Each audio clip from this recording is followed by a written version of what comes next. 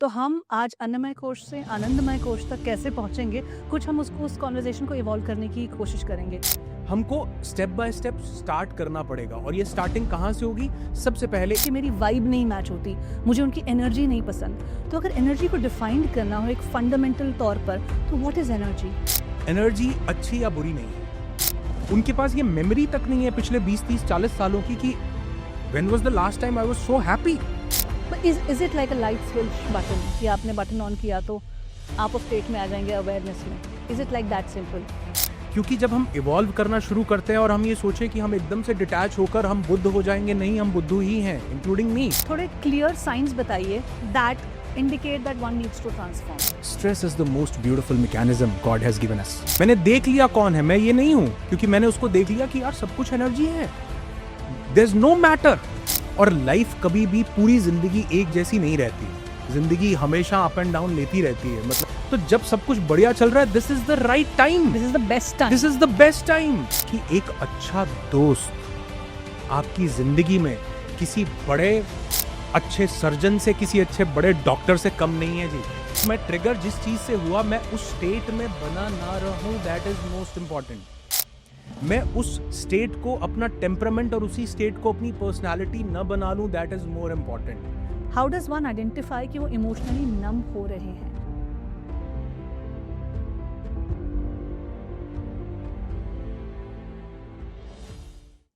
नमस्ते, the journey within podcast में आपका स्वागत है, मेरे यानी शोभा राणा के साथ। मैं एक इमोशनल इंटेलिजेंस और माइंडसेट कोच हूं और साथ ही इस पॉडकास्ट की होस्ट और क्रिएटर भी हूं। द जर्नी विदिन पॉडकास्ट का एम है कि आपको आपकी बेस्ट लाइफ, ड्रीम लाइफ को डिजाइन करने में मदद कर सके। और ये हम करते हैं by taking the journey within, अपने अंतर मन की तरफ लौट आना, अपने इनर वर्ल्ड की तरफ लौट आना, खुद की तरफ लौट आने से और जानने से कि हम अपने thoughts, feelings, emotions, life events को कैसे प्रोसेस करते हैं, कैसे समझते हैं, अपनी लाइफ का पर्सपेक्टिव कैसे बिल्ड करते हैं, ताकि जिस खूबसूरत जिंदगी को, जिस ड्रीम लाइफ को हम जीना चाहते हैं, उसकी एक बेहतर समझ पैदा हो सके और उस तक जाने का कोई रास्ता तय हो सके। आज के इस एपिसोड में हम द जर्नी विदिन करने वाले हैं through the lens of understanding energy. जो हम एनर्जी की बात करते हैं, वाइब मैच नहीं करती बोलते हैं, ये एनर्जी का मतलब होता क्या है? हम सभी अगर एनर्जी से बने हैं, इस पूरे यूनिवर्स में, ब्रह्मांड में सब कुछ एनर्जी है, तो एनर्जी है क्या? इसके कौन कौन से कंपोनेंट्स हैं? इनको समझना क्यों ज़रूरी है? इनको समझकर मेरी लाइफ में उसका प्रैक्टिकल एप्लीकेशन क्या है? हमने हीलिंग की भी बात की है, हमने ट्रांसफॉर्मेशन की जर्नी की बात की है, ट्रॉमाज एंड ट्रिगर्स की बात की है, इमोशनल नंबिंग की बात की है, और अपनी लाइफ को एक साइंटिफिक और एक स्पिरिचुअल दोनों एंगल से समझकर एक गहरी समझ पैदा करने की आज इस एपिसोड में कोशिश की है। आज हमारे साथ हैं होलिस्टिक वेलनेस कोच अनुराग ऋषि जी, जो अपने कई सालों का एक्सपीरियंस और विजडम आज इस पॉडकास्ट पर लेकर आए हैं। लेकिन उनसे मिलने से पहले आपसे एक रिक्वेस्ट कि चैनल को सब्सक्राइब कीजिए, लाइक, कमेंट और शेयर कीजिए, क्योंकि जब आप हमें सपोर्ट करते हैं तो हम और भी गेस्ट तक पहुंच पाते हैं, उनको इस प्लेटफॉर्म पर बुला पाते हैं और यूट्यूब हमें और लोगों तक पहुंचा पाता है। सो आपके सपोर्ट की बहुत सख्त ज़रूरत है। साथ ही साथ एक डेटा आपके साथ शेयर करना चाहूँगी कि हमें पता चला है कि 85% लोग जो हमारा पॉडकास्ट देख रहे हैं या सुन रहे हैं, वो अभी तक हमारे सब्सक्राइबर्स नहीं हैं। तो अगर आप उन लोगों में से हैं तो प्लीज़ सब्सक्राइब कीजिए, क्योंकि इसमें आपका कुछ जाता नहीं है और हम लोगों को एक इंकरेजमेंट मिलता है और बाकी और बड़े गेस्ट तक जाने का एक रास्ता तय हो पाता है। Thank you for that and now let's meet Anurag Rishi on the journey within podcast.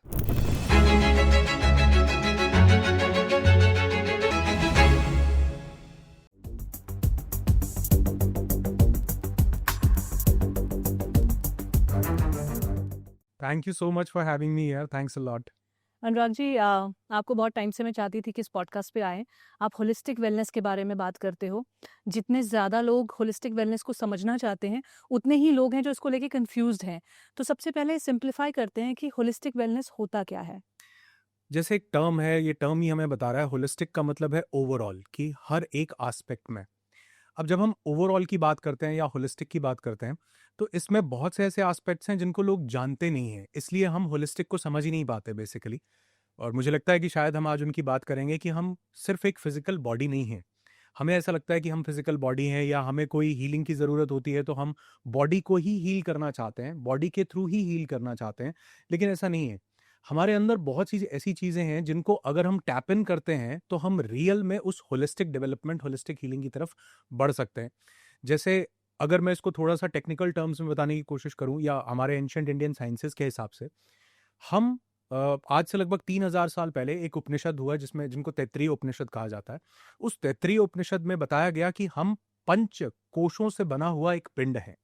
पंच कोश यानी कि 5 बॉडीज, 5 शीट्स, 5 लेयर्स। अब वो जो 5 शीट्स है वो बेसिकली क्या शीट्स हैं? सबसे पहले को बोला गया अन्नमय कोश, द फिजिकल बॉडी। लेकिन हम, क्योंकि बाकी सभी चीजें इतनी ज्यादा सटल हैं कि हम उस लेवल पर कई बार जा नहीं पाते, तो हम सिर्फ अन्नमय कोश यानी जो अन्न से बना हुआ शरीर है, शीत है, लेयर है, हम उसी पर स्टक होकर रह जाते हैं। द सेकेंड लेयर इज प्राणमय कोश, थर्ड लेयर इज मनोमय कोश, फोर्थ लेयर इज विज्ञानमय कोश, एंड फिफ्थ लेयर इज आनंदमय कोश। तो जब हम होलिस्टिक डेवलपमेंट की बात करते हैं, होलिस्टिक हीलिंग की बात करते हैं, तो हम बेसिकली इन सब एरियाज में टैप इन करते हैं, जिससे कि हम एक टोटलिटी में ओवरऑल हम डीप विद इन जाकर अपने उस रूट सोर्स के साथ कनेक्ट करके अपने आप को हील कर पाए। तो यानी कि जब हम वेलबींग की बात करते हैं तो मे बी हम सिर्फ अन्नमय कोश पे बात करते हैं, विच इज़ लाइक फिजिकली आप कैसा फील कर रहे हैं, बॉडी में कोई पेन्स हैं, एक्स हैं, कोई फिजिकल सफरिंग है, कोई बीमारी है, सो दैट इज अन्नमय कोश। लेकिन आपने और 4 लेयर्स की बात की, है ना? तो हम आज अन्नमय कोश से आनंदमय कोश तक कैसे पहुंचेंगे, कुछ हम उसको, उस कॉन्वर्जेशन को इवॉल्व करने की कोशिश करेंगे। तो मैं भी बहुत सालों से योग की स्टूडेंट रही हूँ, तो मैंने भी इस बारे में काफ़ी पढ़ा है। तो सबसे पहले मैं चाहती हूँ कि हम लोग एक जो कॉन्सेप्ट है जिसको हम होलिस्टिक हीलिंग कहिए या होलिस्टिक वेलनेस कहिए, उसमें सबसे ज़्यादा बात करते हैं, दैट इज़ एनर्जी। कि एनर्जी, और आजकल बहुत ज़्यादा लोग कॉमनली ऐसे टर्म्स भी यूज़ करने लगे हैं कि मेरी वाइब नहीं मैच होती, मुझे उनकी एनर्जी नहीं पसंद। तो अगर एनर्जी को डिफाइन करना हो एक फंडामेंटल तौर पर, तो what is energy? So beautiful question. सबसे पहले तो आप देखो कि जब हमें पढ़ाया गया, साइंस में भी हमने ये चीज पढ़ी कि ये जो पूरा यूनिवर्स है ये 2 चीजों से मिलकर के बना है। हमने एक को बोला जड़, एक को बोला चेतन, एक को बोला मैटर, दूसरे को बोला एनर्जी। ये बहुत पुरानी बात थी, जब तक न्यूटन थे, न्यूटन ने इस कॉन्सेप्ट को वैलिडेट किया कि हम 2 चीजों से मिलकर के बने हैं, एनर्जी एंड मैटर। धीरे धीरे जैसे जैसे साइंस ने इवॉल्व किया और जो जो क्वांटम पार्ट था साइंस का वो अनवील होना शुरू हुआ, आइंस्टीन आया, आइंस्टीन का टाइम आया, तो उन्होंने ये चीज दुनिया को बतानी शुरू की कि हम लोग सिर्फ एनर्जी हैं, हम लोग मैटर है ही नहीं। ये बहुत कॉन्ट्राडिक्टरी है। लाइक मैं अभी आपसे बात कर रहा हूँ, ये माइक है, सॉलिड सब है, कुछ मैटर है। सब कुछ मैटर है, एवरीथिंग इज मैटर। लेकिन एक 1925 के आसपास उन्होंने एक्सपेरिमेंट शुरू किया और 19 आई थिंक 37 के आसपास वो लोग इस चीज को प्रूव कर चुके थे। इसको बाद में थॉमस यंग ने एक एक्सपेरिमेंट बना करके लोगों के सामने रखा जिसको बोला गया डबल स्लिट एक्सपेरिमेंट, या उसको यंग्स एक्सपेरिमेंट भी कहा जाता है। उस डबल स्लिट एक्सपेरिमेंट में देखा गया कि एवरीथिंग इज एनर्जी। क्यों? क्योंकि जो हमारा, जैसे अगर हम एक टाइनीएस्ट पार्टिकल तक जाएं जिसको हम लोग एटम बोलते हैं, एटम को अगर ब्रेक डाउन करो तो उसके अंदर हमको सब एटॉमिक पार्टिकल्स मिलते हैं, जिसको हमने इलेक्ट्रॉन, फोटोन, न्यूट्रॉन करके बोला। हमें ऐसा लगता था कि वो जो इलेक्ट्रॉन, फोटोन, न्यूट्रॉन है वो बहुत सारे उस एटम के अंदर हैं और वो सॉलिड हैं, like the pieces of sand, हमको रेत के छोटे छोटे एक जगह पे हैं। जगह पर हैं, या वो सॉलिड हैं। लेकिन जब उनको भी सब एटॉमिक पार्टिकल्स को ब्रेक डाउन किया गया तो पता चला कि उनके अंदर कुछ नहीं है, सिर्फ एक वेव है। लेकिन उस वेव की वेवलेंथ या उस वेव की जो स्पीड है वो इतनी ज्यादा है कि वो हमको सॉलिड फील होती है। Let me give you an example. अगर मान लो कोई फैन है, अगर वो फैन को चला दिया जाए, टर्न ऑन कर दिया जाए, अब फैन में 3 ब्लेड्स हैं फॉर एग्जांपल, अगर उस फैन को टर्न ऑन कर दिया जाए तो अब ब्लेड कहां पर है? नहीं बता सकते। एवरीवेयर। अगर मैं उस डाया में, जो उसका डायामीटर है, अगर उसके डाया में मैं किसी भी जगह पर हाथ डालूं, how many chances are there कि मेरा हाथ कट जाएगा? 100%। It means the blade is everywhere. क्यों? क्योंकि हमने उसको टर्न ऑन कर दिया। अगर मैं उस फैन को टर्न ऑफ कर दूं और अब अगर जो उसका 2 ब्लेड्स के बीच का एम्प्टी स्पेस है, अगर मैं अब हाथ डालूं तो क्या मेरा हाथ कटेगा? Obviously not. ऑब्वियसली नॉट, क्योंकि वहां पर मैटर नहीं है। नहीं है। अब एक छोटी सी चीज, बड़ी गहरी, अगर ये कॉन्सेप्ट लोगों का क्लियर कर दे, लेकिन है बहुत छोटी सी। अगर हम जिसको आरपीएम बोलते हैं, जैसे हमारा जो कैमरा लगा हुआ है ना, इसके अंदर भी एफपीएस होता है, फ्रेम पर सेकेंड। मतलब जो ये वीडियो बन रहा है, एक्चुअल में ये वीडियो नहीं है, ये छोटे छोटे इमेजेस लिए जा रहे हैं। आपके कैमरा में मान लो 60 एफपीएस पे ऑपरेट कर रहा है, तो व्हाट इट मींस कि 60 फोटोज 1 मिनट में क्लिक की जा रही हैं, उनको कंबाइन करके ये वीडियो 1 सेकंड में क्लिक की जाती है। 1 सेकंड में क्लिक की जा रही हैं और उसको कंबाइन करके एक वीडियो बन रहा है। तो पुराने टाइम पर वो जो थिएटर में रील्स चलती थी, आपने देखा होगा, उसमें ऐसे देखते थे तो एक एक करके सीन दिखता था। ठीक उसी तरह वो जो फैन का ब्लेड जिसको हमने रोका हुआ है, अगर हम उसको टर्न ऑन कर दें और अगर मेरे FPS या मेरा RPM, जिसको जो भी नाम दे सकते हैं, मेरे हैंड का RPM उस ब्लेड की स्पीड से ज्यादा तेज हो, तो how many chances are there कि मेरा हाथ कट जाएगा? लाइक आई एम डूइंग इतनी स्पीड से कि मुझे वो दिख रहा है कि ब्लेड बच कहां सकते पर हो है। आप। 100% बच सकता हूं क्योंकि मेरी उससे डबल स्पीड है। Are you getting this thing? आप आइडेंटिफाई कर पा रहे हो, स्पीड को समझ पा रहे हो। अगर हम नेकेड आई से देखेंगे तो हमें वो स्पीड किस हिसाब से चल रहा है हमें पता नहीं है, तो कहीं भी हम हाथ अगर दें और जितनी भी जल्दी से दें वो कटने ही वाला है। कटने ही वाला है, लेकिन अगर मेरी स्पीड उससे ज्यादा है, अगर मुझे पता हो कॉन्शियसली कि वो क्या स्पीड चल रही है और किस सेकंड पे या किस माइक्रो सेकंड पे ब्लेड वहां पे नहीं है, नहीं है, और उसी सेकंड में मैंने अपने हाथ टच करके वापस आया, तो डेफिनेटली नहीं और कटेगा। अगर मेरी स्पीड उससे डबल है, तो वो फैन मेरे लिए रुके जैसा ही है करेक्ट, ना? करेक्ट। तो ये जो कॉन्सेप्ट था, इस कॉन्सेप्ट ने पूरी दुनिया को एक चीज बताई कि वो जो हमको मैटर लग रहा है, बेसिकली उसके अंदर एनर्जी इतने तेजी से फ्लो कर रही है कि हम जहां भी टच करते हैं हमको सॉलिडिफाई होने का, सॉलिड होने का एक एहसास होता है। क्यों? क्योंकि हमारी जो FPS है, हमारी जो स्पीड है, वो उसकी स्पीड से मैच नहीं कर रही।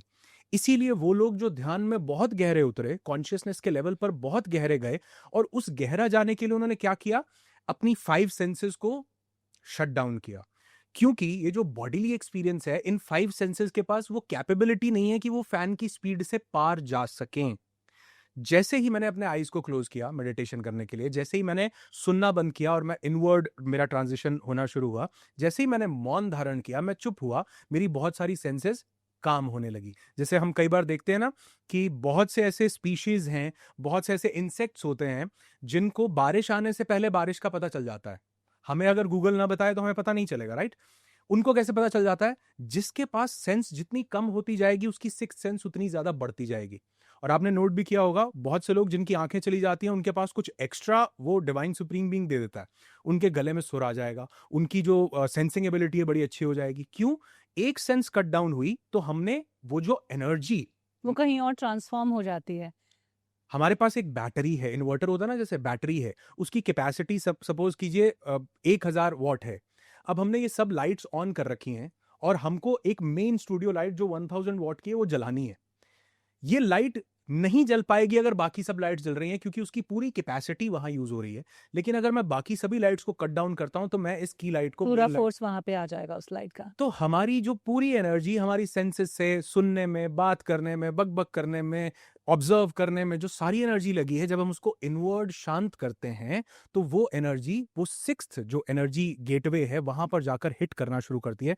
जिससे कि हम उस लेवल पर, क्योंकि मेरे पास ये कैपेसिटी नहीं है कि मैं वो फैन के ब्लेड्स को चलता हुआ देख पाऊं, मेरे RPS उतने नहीं है।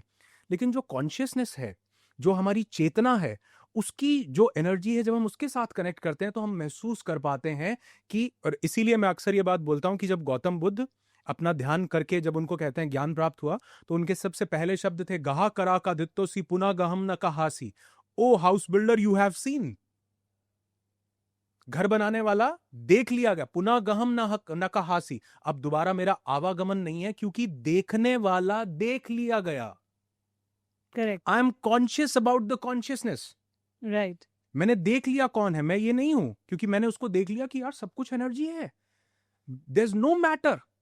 तो आइंस्टीन के टाइम से और धीरे धीरे जब ये डबल स्लिट एक्सपेरिमेंट हुआ, तो quantum mechanics, quantum physics, quantum science जब आई, हमने उस पार्टिकल के डीपेस्ट लेवल, जिसको हम क्वांटा बोलते हैं, जो कि एक एनर्जी पैकेट है सब एटॉमिक पार्टिकल्स का, हम वहां तक उतरे तो पता चला कि, मतलब अभी तो रिसेंट, अभी हम ऑफ द कैमरा भी बात कर रहे थे, अभी रिसेंट जो 2 साल पहले जो नोबेल प्राइज है, हर एक कैटेगरी में दिया जाता है, फिजिक्स कैटेगरी में भी दिया जाता है, जिंदगी में पहली बार फिजिक्स कैटेगरी में नोबेल प्राइज क्वांटम फिजिक्स को मिला है। राइट। और क्या एक्सपेरिमेंट था? क्वांटम एंटेंगलमेंट उसका नाम था। क्वांटम एंटेंगलमेंट का मतलब कि एक पार्टिकल जो यहां है, वो करोड़ों लाइट ईयर्स दूर किसी दूसरे पार्टिकल से भी कनेक्टेड है। बिकॉज जब हम उस एनर्जी फील्ड में जाते हैं तो there is no time, there is no space, it can be anywhere और एवरीवेयर एज वेल। वो एक टाइम पर दो जगह पर भी हो सकता है, क्योंकि वो इतनी स्पीड से मूव कर रहा है, क्योंकि उसके लिए टाइम और space, it is beyond time and space. तो जो टाइम एंड स्पेस के बियॉन्ड है वो कहीं भी हो सकता है, कभी भी हो सकता है और कितना ही हो सकता जो आप बातें कर रहे हो, क्योंकि मैंने जैसा पहले भी कहा कि मैं योग काफ़ी टाइम से पढ़ती रही हूँ, पढ़ाती रही हूँ, तो वहाँ पे भी जैसे आपने कहा एक पार्टिकल एक वक्त पे दो जगह भी हो सकता है, तो कुछ इस तरह की सिद्धियों के बारे में बात होती है।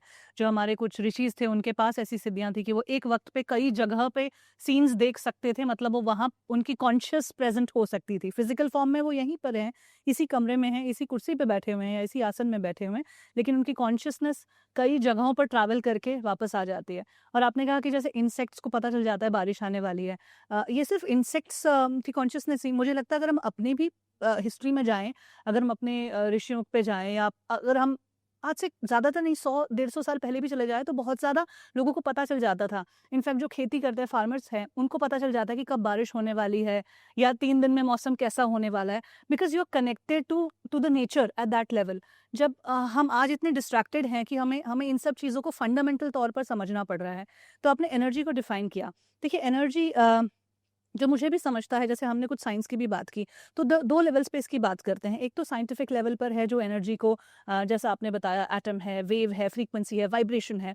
एक दूसरा लेवल है स्पिरिचुअल लेवल ऑफ एनर्जी, जहाँ पे हम इसको प्राण के रूप में डिफाइन करते हैं, जहाँ पे हम इसको अगर चाइनीज़ फिलॉसफी में तो ची कहा जाता है, या फिर लाइफ फोर्स अगर इंग्लिश का शब्द यूज़ करूँ तो ये जो दोनों साइंस और स्पिरिचुअलिटी के जो दोनों कॉन्सेप्ट्स हैं, मतलब साइंस मतलब जो ग्रॉस लेवल पर है, एग्जिस्ट करता है, जिसे हम एक्सपेरिमेंटेशन के थ्रू प्रूव कर सकते हैं, और जो स्पिरिचुअल लेवल पर है, जो हम कॉन्शियसनेस की बात करें, चेतना की जो बात कर रहे हैं, उस लेवल पे, ये दोनों लेवल पे कहाँ जाके मैरी होते हैं, कहाँ जाके ये कॉन्सेप्ट एक ऐसा कॉन्सेप्ट बनता है जो आज की डेट में मेरी लाइफ के लिए रेलिवेंट है।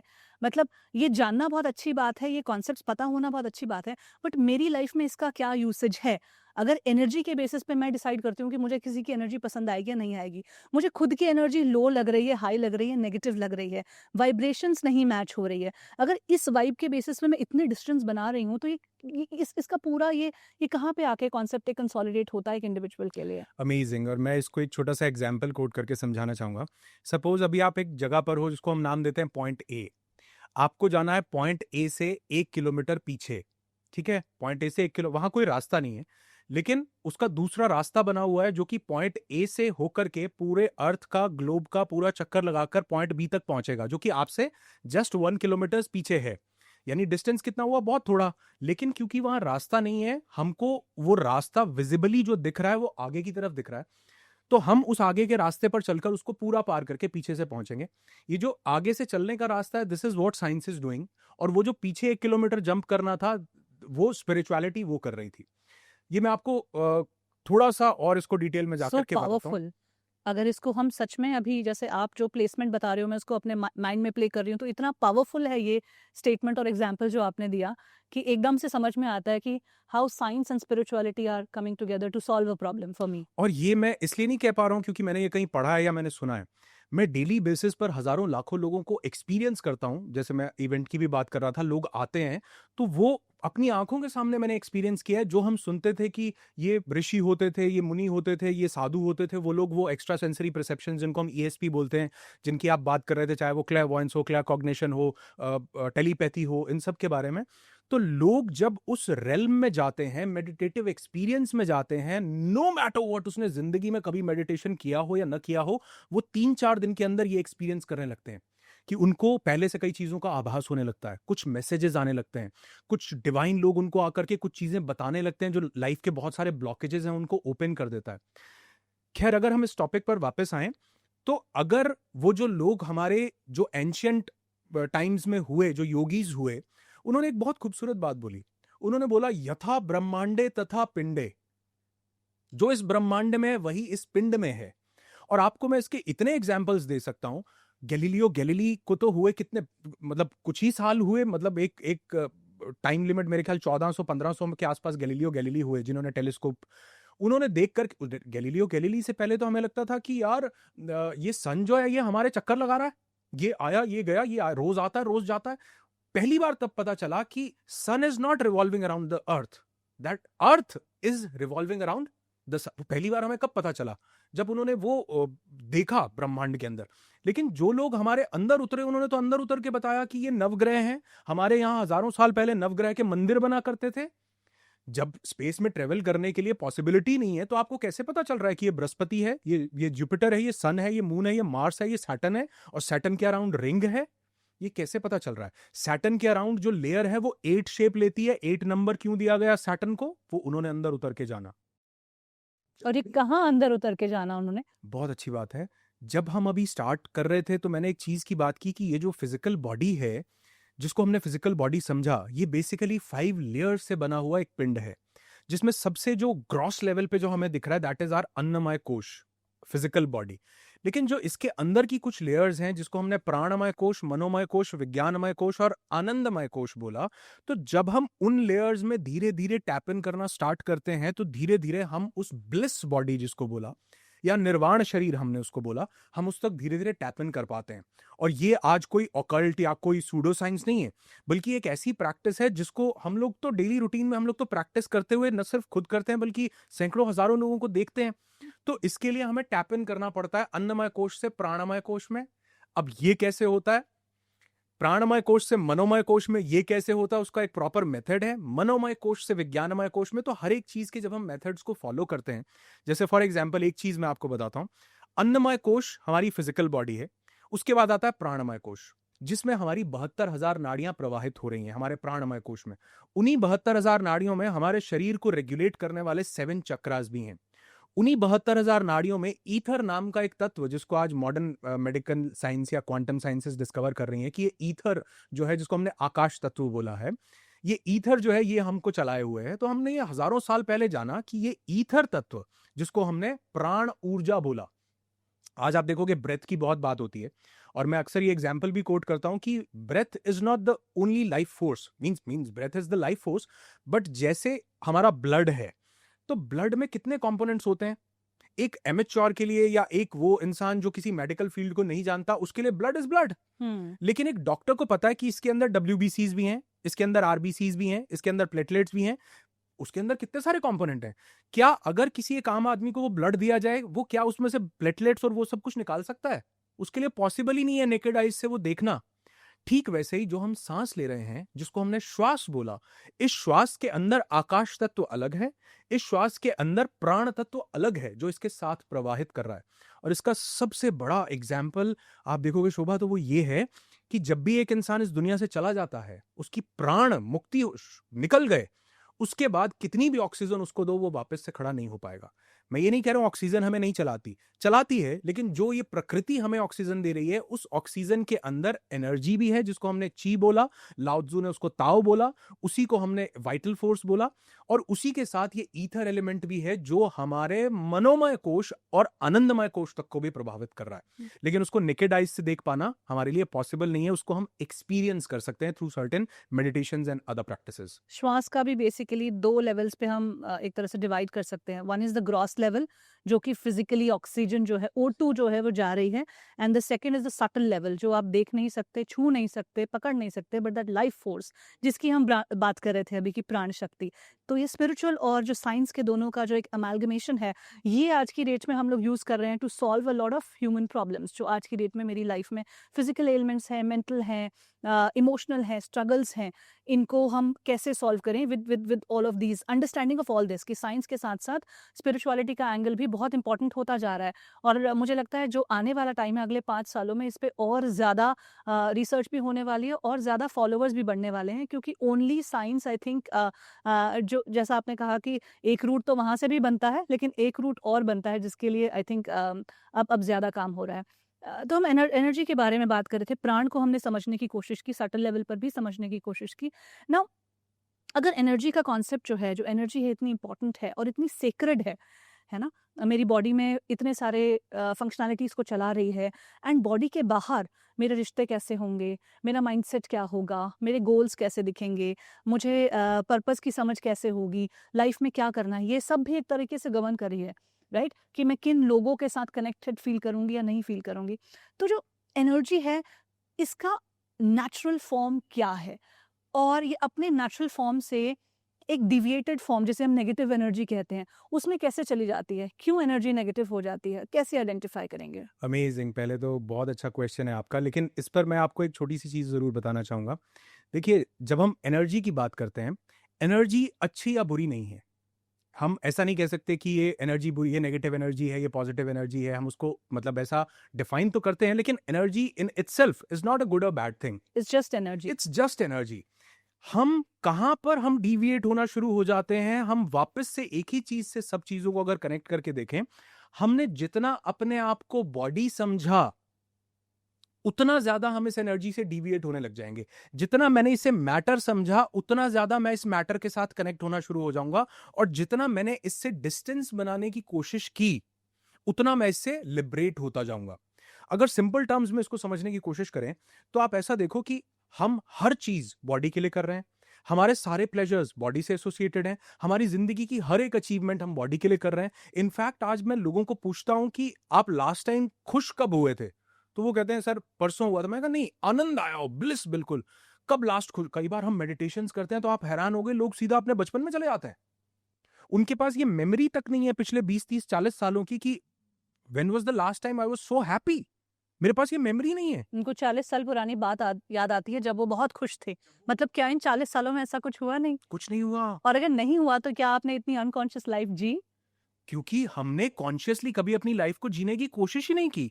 हम हमेशा से बॉडी के साथ ही अटैच रहे, हर प्लेजर बॉडी के साथ अटैच किया, और जितनी भी चीजें जिंदगी में चाह रहे हैं या हमको कोई सेटबैक्स भी लग रहे हैं वो भी फिजिकल लेवल पर लग रहे हैं। लेकिन अनुराग, मैं ये प्रॉब्लम भी समझती हूँ लोगों की कि बॉडी से या मटेरियल से या मैटर से हम इतना अटैच्ड क्यों हैं। क्योंकि जो भी मेरे एक्सपीरियंसेस इस वर्ल्ड में होने वाले हैं, मेरा बॉडी उसका एक गेटवे है, उसी के थ्रू होंगे। अगर मुझे आपके साथ दोस्ती करके बहुत अच्छा लगेगा तो इस बॉडी के थ्रू ही वो एक्सपीरियंस अनलॉक होगा। I am really really sorry, I am interrupting in between. Body के थ्रू एक्सपीरियंसेस जरूर होंगे, लेकिन बॉडी के थ्रू मैं वो फील कर पाऊंगा, लेकिन एक्सपीरियंसेस मेरे प्राण और मेरे मन के थ्रू हो रहे हैं। वही चीज़ है जहाँ पे मुझे लगता है गैप आ रहा है। क्योंकि हम सिर्फ इसी लेवल तक समझ रहे हैं कि अगर मुझे कुछ खाने से अच्छा टेस्ट लगेगा तो बॉडी को ही लगेगा। अगर मुझे घूमना पसंद है तो बॉडी को पसंद है। तो इसीलिए सब लोग बॉडी लेवल पर मुझे लगता है अटक गए हैं। तो जब हम दूसरे डायमेंशन की बात करें उस पे थोड़ा एलैबोरेट करते हैं। I just want to highlight कि जो व्यूअर इसे देख रहा है, दे शुड ऑल्सो फील कि ये बहुत नेचुरल है। अगर हम बॉडी से कनेक्टेड भी हैं और बॉडी के थ्रू ही सब कुछ रिलेट कर रहे हैं, इट इज़ ओनली नेचुरल। क्योंकि सारा एक्सपीरियंसेस बचपन से जिस तरह से हम बड़े होते जा रहे हैं, बॉडी के थ्रू ही मुझे सब कुछ मिला है। और जो ब्लिस वाली फीलिंग लोग 40 साल पुरानी भी याद करते हैं, वो भी बॉडी के थ्रू ही कुछ हुआ होगा। किसी ने कोई ऐसी बात कही होगी जहाँ आपको कुछ ऐसा फील हुआ होगा, या आपने कुछ ऐसा किया होगा, या आपको कुछ ऐसी चीज़ मिली होगी जिसके थ्रू। तो it is all connected to body. So it is only obvious that people are confused that everything around me revolves around my body. है ना? इसीलिए फिजिकल पेन होता है तो फटाफट से हमें इलाज चाहिए। फिजिकल प्लेजर नहीं हो रहा है तो उसका सॉल्यूशन चाहिए। फिजिकल प्लेजर को समझना है तो उसके लिए डिटेलिंग चाहिए। लेकिन ये जो दूसरी डायमेंशन है जिसकी आप बात कर रहे हो, इसके बारे में ध्यान नहीं है। तो क्योंकि अब हम इस कॉन्वर्सेशन में थोड़ा एस्टैब्लिश कर चुके हैं कि there is a second dimension to it, उसके बारे में थोड़ा और इवॉल्व करते हैं कॉन्वर्सेशन। जैसे शोभा, आप एक चीज देखिए कि मान लो अगर मैंने एक एफडी किया बैंक में, और मुझे पता है कि ये 10 साल का एफडी है, तो 10 साल के बाद वो मैच्योर होके बहुत ब्यूटीफुल हैंडसम अमाउंट, या जो भी मैंने कहीं इन्वेस्ट किया, या हमारे एंसेस्टर्स ने लैंड ली या कुछ भी इन्वेस्ट किया, तो वो 10 साल 20 साल 100 साल के बाद जिसको मिला, वो नहीं था जिसने वो इन्वेस्ट किया था, वो कोई और बीइंग था। इनफैक्ट कई बार स्पिरिचुअलिटी में टर्म यूज किया जाता है कि जिस नदी में आप एक बार डुबकी लगाते हो, दूसरी डुबकी भी वापस उस पानी में नहीं लगा सकते, क्योंकि वो भी निकल चुका है। ना वो पानी सेम है ना आप सेम हो। ना आप सेम हो, आप भी वो नहीं रहे हो। So true. तो अब जिसको वो एक्सपीरियंस हो रहा है, ऑब्वियसली वो बॉडी के लेवल पर हो रहा है, लेकिन जिसके थ्रू वो एक्सपीरियंस हो रहा है वो हमारा मन और हमारे प्राण हैं। और जहां तक अभी जैसे आपने थोड़ी देर पहले एक बात बोली ना कि अब शायद इसकी नीड बढ़ रही है या लोगों का अवेयरनेस बढ़ रहा है, या आने वाले टाइम में स्पिरिचुअलिटी की बात बहुत ज्यादा होने वाली है। मैं आपको एक चीज बताऊं, ये जितने भी इन्वेडर्स आए हमारे कंट्री में, इनके आने से पहले spirituality was the only medium. There was only one religion and that religion was happiness. सिर्फ इन चीजों की बात की जाती थी, और आप यकीन मानो कि हमारे यहां से जो ट्रेजर था, मतलब Kohinoor was not the real treasure. Real treasure Nalanda विश्वविद्यालय में हमारे पास लॉक्ड था, तक्षशिला में हमारे पास लॉक्ड था। और ये टाइम वो टाइम था जब बाहर से लोग हमारे पास यहां पढ़ने के लिए, शिक्षा लेने के लिए आया करते थे। तब सिर्फ और सिर्फ स्पिरिचुअलिटी की बात थी। लेकिन इस सबको इतना ज्यादा मतलब हमसे दूर ले जाया गया कि हमको ये, क्योंकि 10 बार अगर आप किसी झूठ को दोहराओ ना, वो भी सच लगने लग जाता है। ठीक उसी तरह ये जब टाइम हमारे से गया और वो सब एविडेंसेस हमारे पास से गए जो हमारे लिए एक टेस्टिमनी का काम करते थे कि एक इंसान ये कर रहा है तो मैं भी ये करके इस चीज को अचीव कर सकता हूं, वो हमसे दूर कर दिया गया। इसलिए हमने ये बॉडीली कनेक्शन ज्यादा एस्टैब्लिश किया। लेकिन मुझे लगता है इसको ब्रेक करने में कोई 10 20 50 साल का सिद्ध योगी होना जरूरी नहीं है। अगर the most important thing, if you are ready, all the things are here. But is it like a light switch button कि आपने बटन ऑन किया तो आप उस स्टेट में आ जाएंगे अवेयरनेस में? Is it like that simple? It's that simple if you are ready for it. ये What डिपेंड what करता है। does that mean? वो कंडीशन क्या है? If you are ready का मतलब क्या है? जैसे मान लीजिए कि सपोज आप एक एक्सपर्ट स्विमर हो, आपको स्विमिंग बहुत बढ़िया, बहुत शानदार आती है। अब ऑल ऑफ अ सडन कुछ ऐसा हुआ कि चारों तरफ पानी ही पानी है। अब how much time you will take to get into the water and swim? Like that only. मुझे स्विमिंग बिल्कुल नहीं आती है। मुझे स्विमिंग की 10 20 25 किताबें जरूर पढ़ाई गई कि ये बटरफ्लाई स्ट्रोक होता है, ये बैक स्ट्रोक होता है, ये ऐसा। अब अगर मेरे सामने वो सिचुएशन आती है तो मुझे कितनी देर लगेगी स्विम करने में? I will not be able to. देर छोड़ो, मेरा हैप्पी बर्थडे हो जाएगा उस पानी में। क्यों? दोनों के लिए सिचुएशन सेम थी। एक क्यों कर पाया? क्योंकि उसको पहले से उस चीज का एक्सपीरियंस था। तो ये कॉन्सेप्ट जो स्पिरिचुअलिटी में, जिसको हम लोग बोलते हैं ओल्ड सोल, कि आप कितना इवॉल्व होके आ रहे हो, आपकी चेतना किन किन एक्सपीरियंसेस को लेकर के आ रही है। ऑफ बीट है लेकिन let me give you this example. एक इंसान मेरे पास आए, वो बोले कि sir, she was a girl, और वो मुझे बोली कि ये एक इंसान मुझे बार बार धोखा देता है, इसने मुझे 5 बार धोखा दिया है। बड़ा गहरा है लेकिन हम कनेक्ट कर पाएंगे। 5 बार इसने मुझे धोखा दिया है। मैंने कहा जी, उसने तो आपको एक ही बार दिया है, 4 बार तो आपने खुद लिया है। कोई भी इंसिडेंस हमारी लाइफ में इसलिए हो रहा है ताकि हम उससे एक्सपीरियंस लेके इवॉल्व हो सकें। Every good and bad thing is happening just because कि हम उससे एक्सपीरियंसेस लें। मुझे, this is my personal notion, मैं किसी को ये थोपता नहीं हूं, मेरा अपना विश्वास है।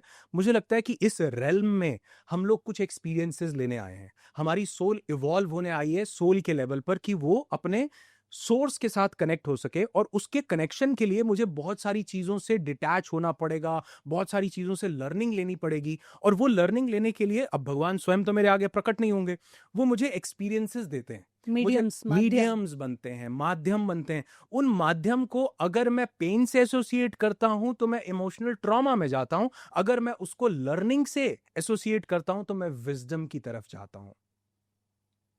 तो कहने का मतलब यह है कि वो व्यक्ति जो आज कई चीजें एक्सपीरियंस नहीं कर पा रहा, उसने बहुत से एक्सपीरियंसेस को पेन समझकर, अपनी जिंदगी में सफरिंग समझकर वो स्टक है। और वो लोग, जैसे मैं अक्सर एक एग्जांपल देता हूं, अरुणिमा सिन्हा ट्रेन में ट्रेवल कर रही थी, लड़कों ने कुछ उठाकर ट्रेन से फेंक दिया, उसकी टांग कट गई लड़की की।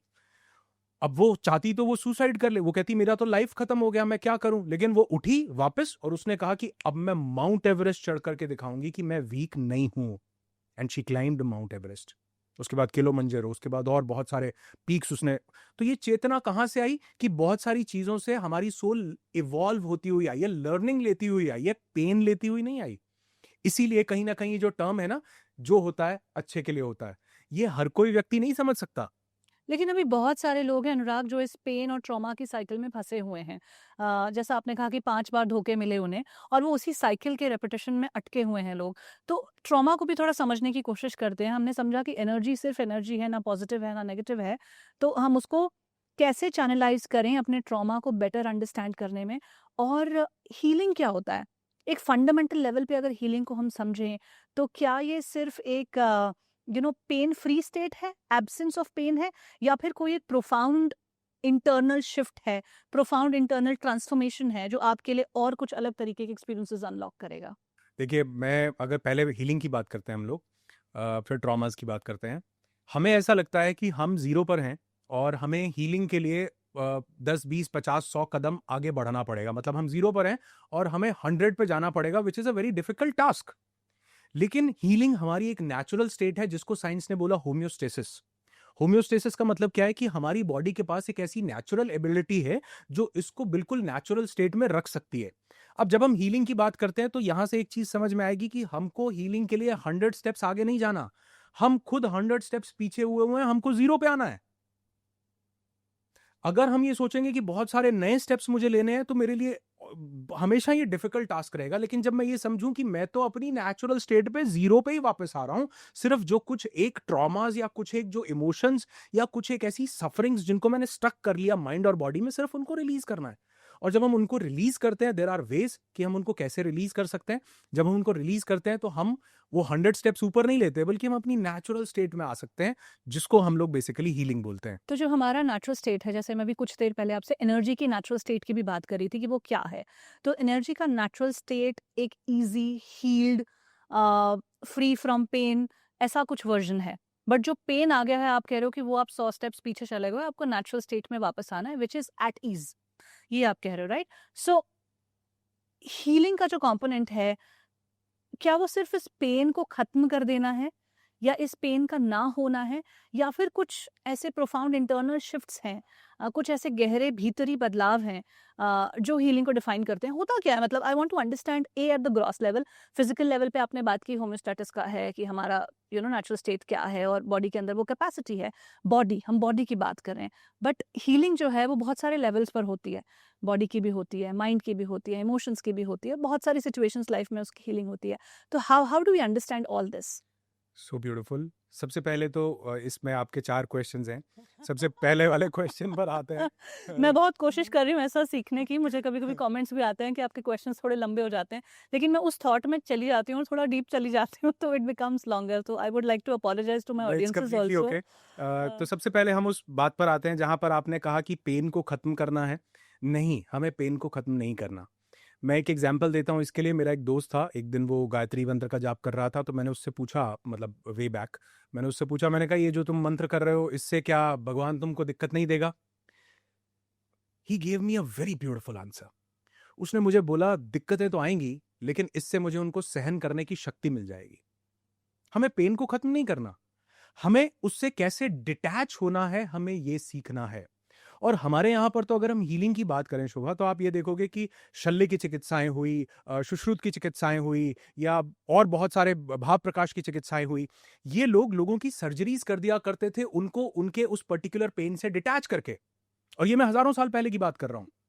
कब कर दिया करते थे? जब मेडिकल साइंस भी इतनी इवॉल्व नहीं हुई थी। लेकिन हमारा जब दुर्भाग्य, प्लास्टिक सर्जरी कुछ हुआ ही नहीं करता था, तब सुश्रुत ने पूरी अपनी पुराण लिख दी। हाँ। कहने का मतलब ये है कि, और इसमें सबसे बड़ी गलती हमारी भी है, कि वो जो सुश्रुत या जो चरक थे, वो जितने काम कर गए उसको हमने आगे नहीं बढ़ाया। हम आज भी उन्हीं की गुडविल पे जिंदा हैं, हम आज भी उन्हीं का ही नाम ले रहे हैं कि सुश्रुत ने ये कर दिया, चरक ने ये कर दिया। लेकिन मॉडर्न मेडिकल साइंस ने इवॉल्व किया, उसने एक्सपेरिमेंट्स किए, उसने धीरे धीरे और चीजें की, और हम एक आयुर्वेद का ठप्पा लगा के उनका सुश्रुत का नाम लेके, और हम यहाँ पर कहते हैं कि जब तक हम उन चीजों को, हमने कितना उसमें एक्सपेरिमेंट्स किए, हमने कितनी रिसर्चेस की उनके बाद, उनके जाने के बाद, जो चीजें नालंदा से तक्षशिला से छीन ली गई, उनको दोबारा से स्टैब्लिश करने के लिए हमने क्या किया? हमने नहीं किया। तो सबसे पहली चीज जो हमें करनी है, every individual can do that, वो ये करना है कि हमें पेन से डिटैच होना है। अब डिटैच होना क्या इतना ज्यादा आसान है कि मैंने कह दिया और हो गया? नहीं। इसीलिए हमारे यहाँ गुरु शिष्य की एक परंपरा होती थी कि वो व्यक्ति जो चीजों को जानता है, वो दूसरों को वो बता सके। क्योंकि खुद से एक्सपीरियंस लेने में कई बार बहुत उम्रें लंबा निकल रास्ता जाती हो हैं। जाता है। जैसे मैं कई बार कहता हूं कि एक बुक पढ़ना किसी इंसान की पूरी जिंदगी को पढ़ लेना है। उसने अपनी पूरी जिंदगी का निचोड़ एक बुक में दिया है, बुक क्यों नहीं पढ़ते हो?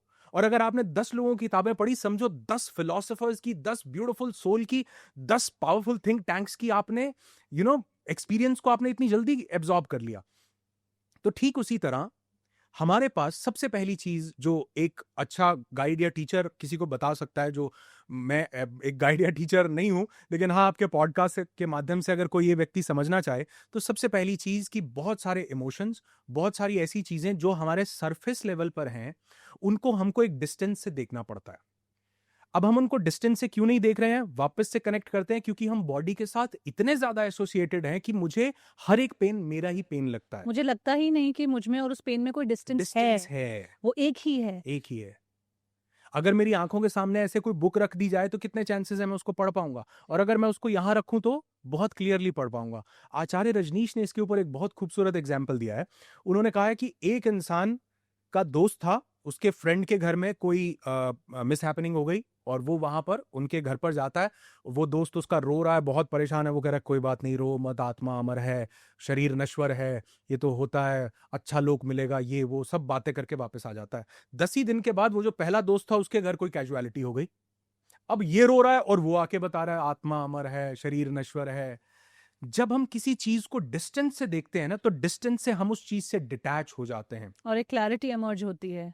एक लेडी जा रही है रोड पे, उनकी एज है लगभग 70, वो रोड से गिर जाती हैं, मुझे कितना दर्द होगा? ऑब्वियसली थोड़ा सा लगेगा, मैं उनको जाकर हो सकता है थोड़ा हेल्प कर दूं, लेकिन वहीं अगर उस लेडी की जगह हमारी मदर हो, तो और ज्यादा दर्द होगा। क्यों? क्योंकि मैं कनेक्ट, अटैचमेंट है। अब मुझे बहुत ज्यादा दर्द क्यों हो रहा है? एक ही सिचुएशन में अरुणिमा सिन्हा कुछ और बोल रही है और हम छोटी सी ब्रेकअप के बाद भी हम सुसाइडल थॉट्स में क्यों आ रहे हैं?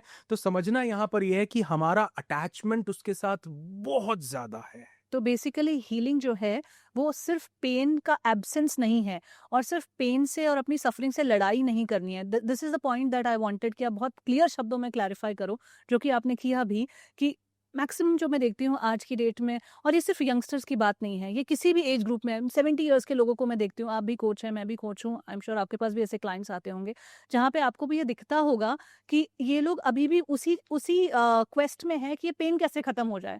यू नो, ये एक्सटर्नल जो बाहरी चीज है ये कैसे खत्म हो जाए, ये कैसे बदल जाए या परिवर्तित हो जाए, right, rather than distancing themselves from that particular thing, जो आप कह रहे हैं दूरी बनाने का। तो ये दूरी बनाने को थोड़ा सा और एलाबरेट कीजिए, कैसे बनेगी ये दूरी, कैसे डिस्टेंस आएगा कि हमें थोड़ी क्लैरिटी दिखाई दे। क्योंकि जैसा आप अभी एग्जाम्पल भी दे रहे थे आचार्य रजनीश वाला, कि उनके घर में कैजुअलिटी हुई तो दूसरे इंसान का बोलना आसान था, और इनके घर में कैजुअलिटी हुई तो इनका बोलना आसान था। लेकिन अपने घर में जो हो रहा है दोनों लोगों को, हालांकि दोनों के पास ज्ञान है, राइट, लेकिन एक वक्त पे जब वो ट्रिगर आता है, कोई भी इमोशनल ट्रिगर हो सकता है, ट्रॉमेटिक ट्रिगर हो सकता है, ब्रेकअप हो सकता है, जॉब लॉस हो सकता है, किसी अपने पर्सनल रिलेशनशिप का लॉस हो सकता है, कुछ भी हो सकता है, राइट। जब एक ट्रिगर आता है तो सारा ज्ञान जो है, विजडम है, वो जीरो पर चली जाती है।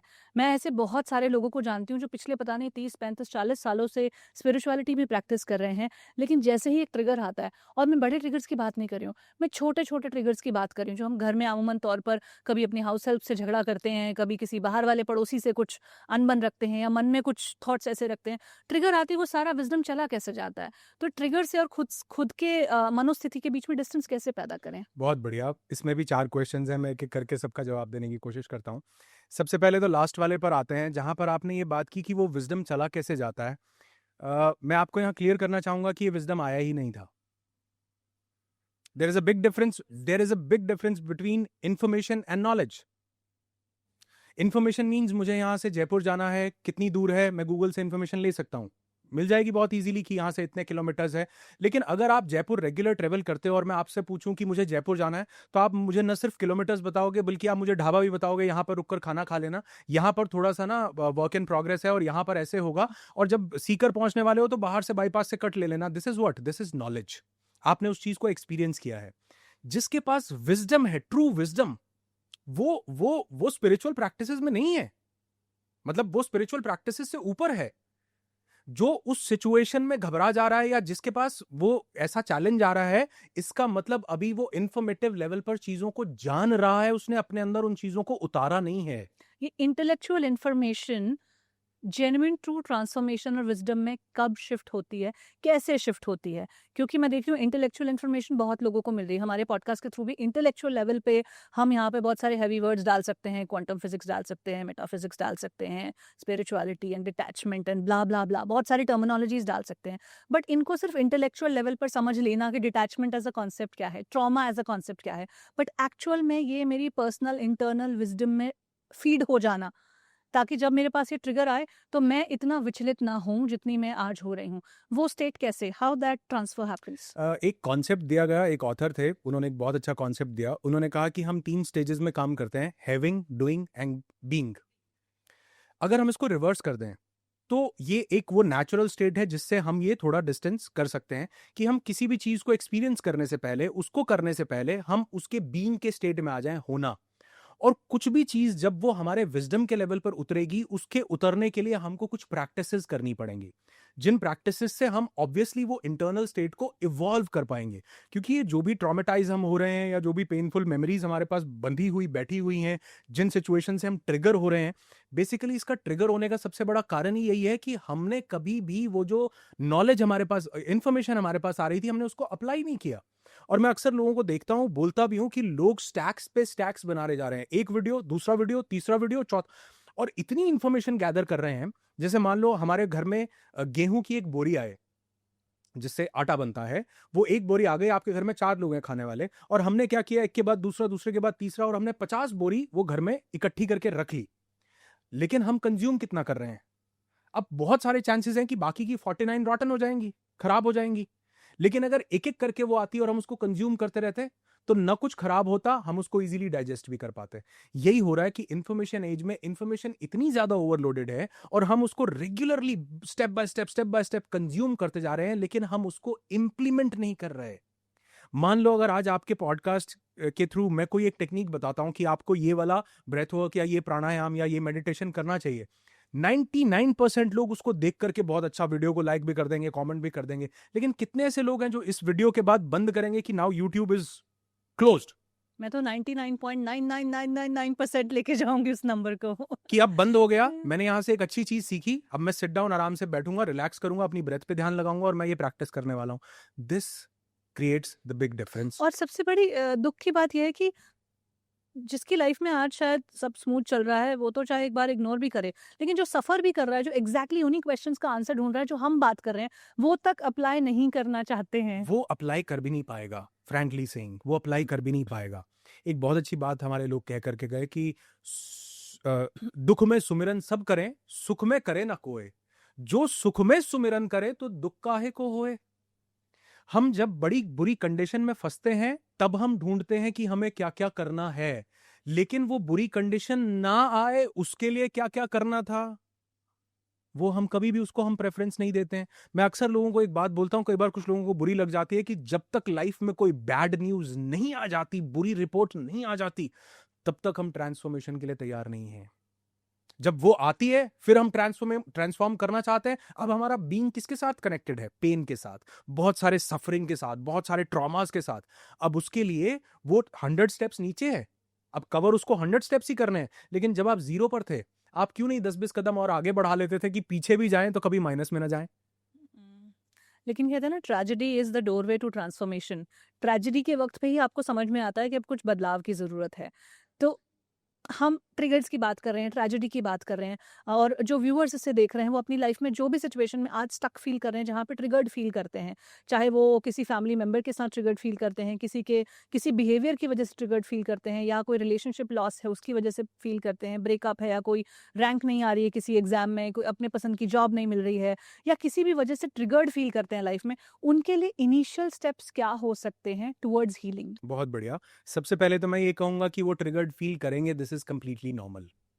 अगर मैं यहां पर बैठकर बड़ी बड़ी बात कर रहा हूं, मैं भी ट्रिगर्ड फील करूंगा, तो इट्स कंप्लीटली नॉर्मल। लेकिन उस जो मैं ट्रिगर जिस चीज से हुआ, मैं उस स्टेट में बना ना रहूं, दैट इज मोस्ट इंपॉर्टेंट। मैं उस स्टेट को अपना टेम्परामेंट और उसी स्टेट को अपनी पर्सनालिटी न बना लूं, दैट इज मोर इंपॉर्टेंट। क्योंकि जब हम इवॉल्व करना शुरू करते हैं और हम ये सोचे कि हम एकदम से डिटैच होकर हम बुद्ध हो जाएंगे, नहीं, हम बुद्धू ही हैं, इंक्लूडिंग मी।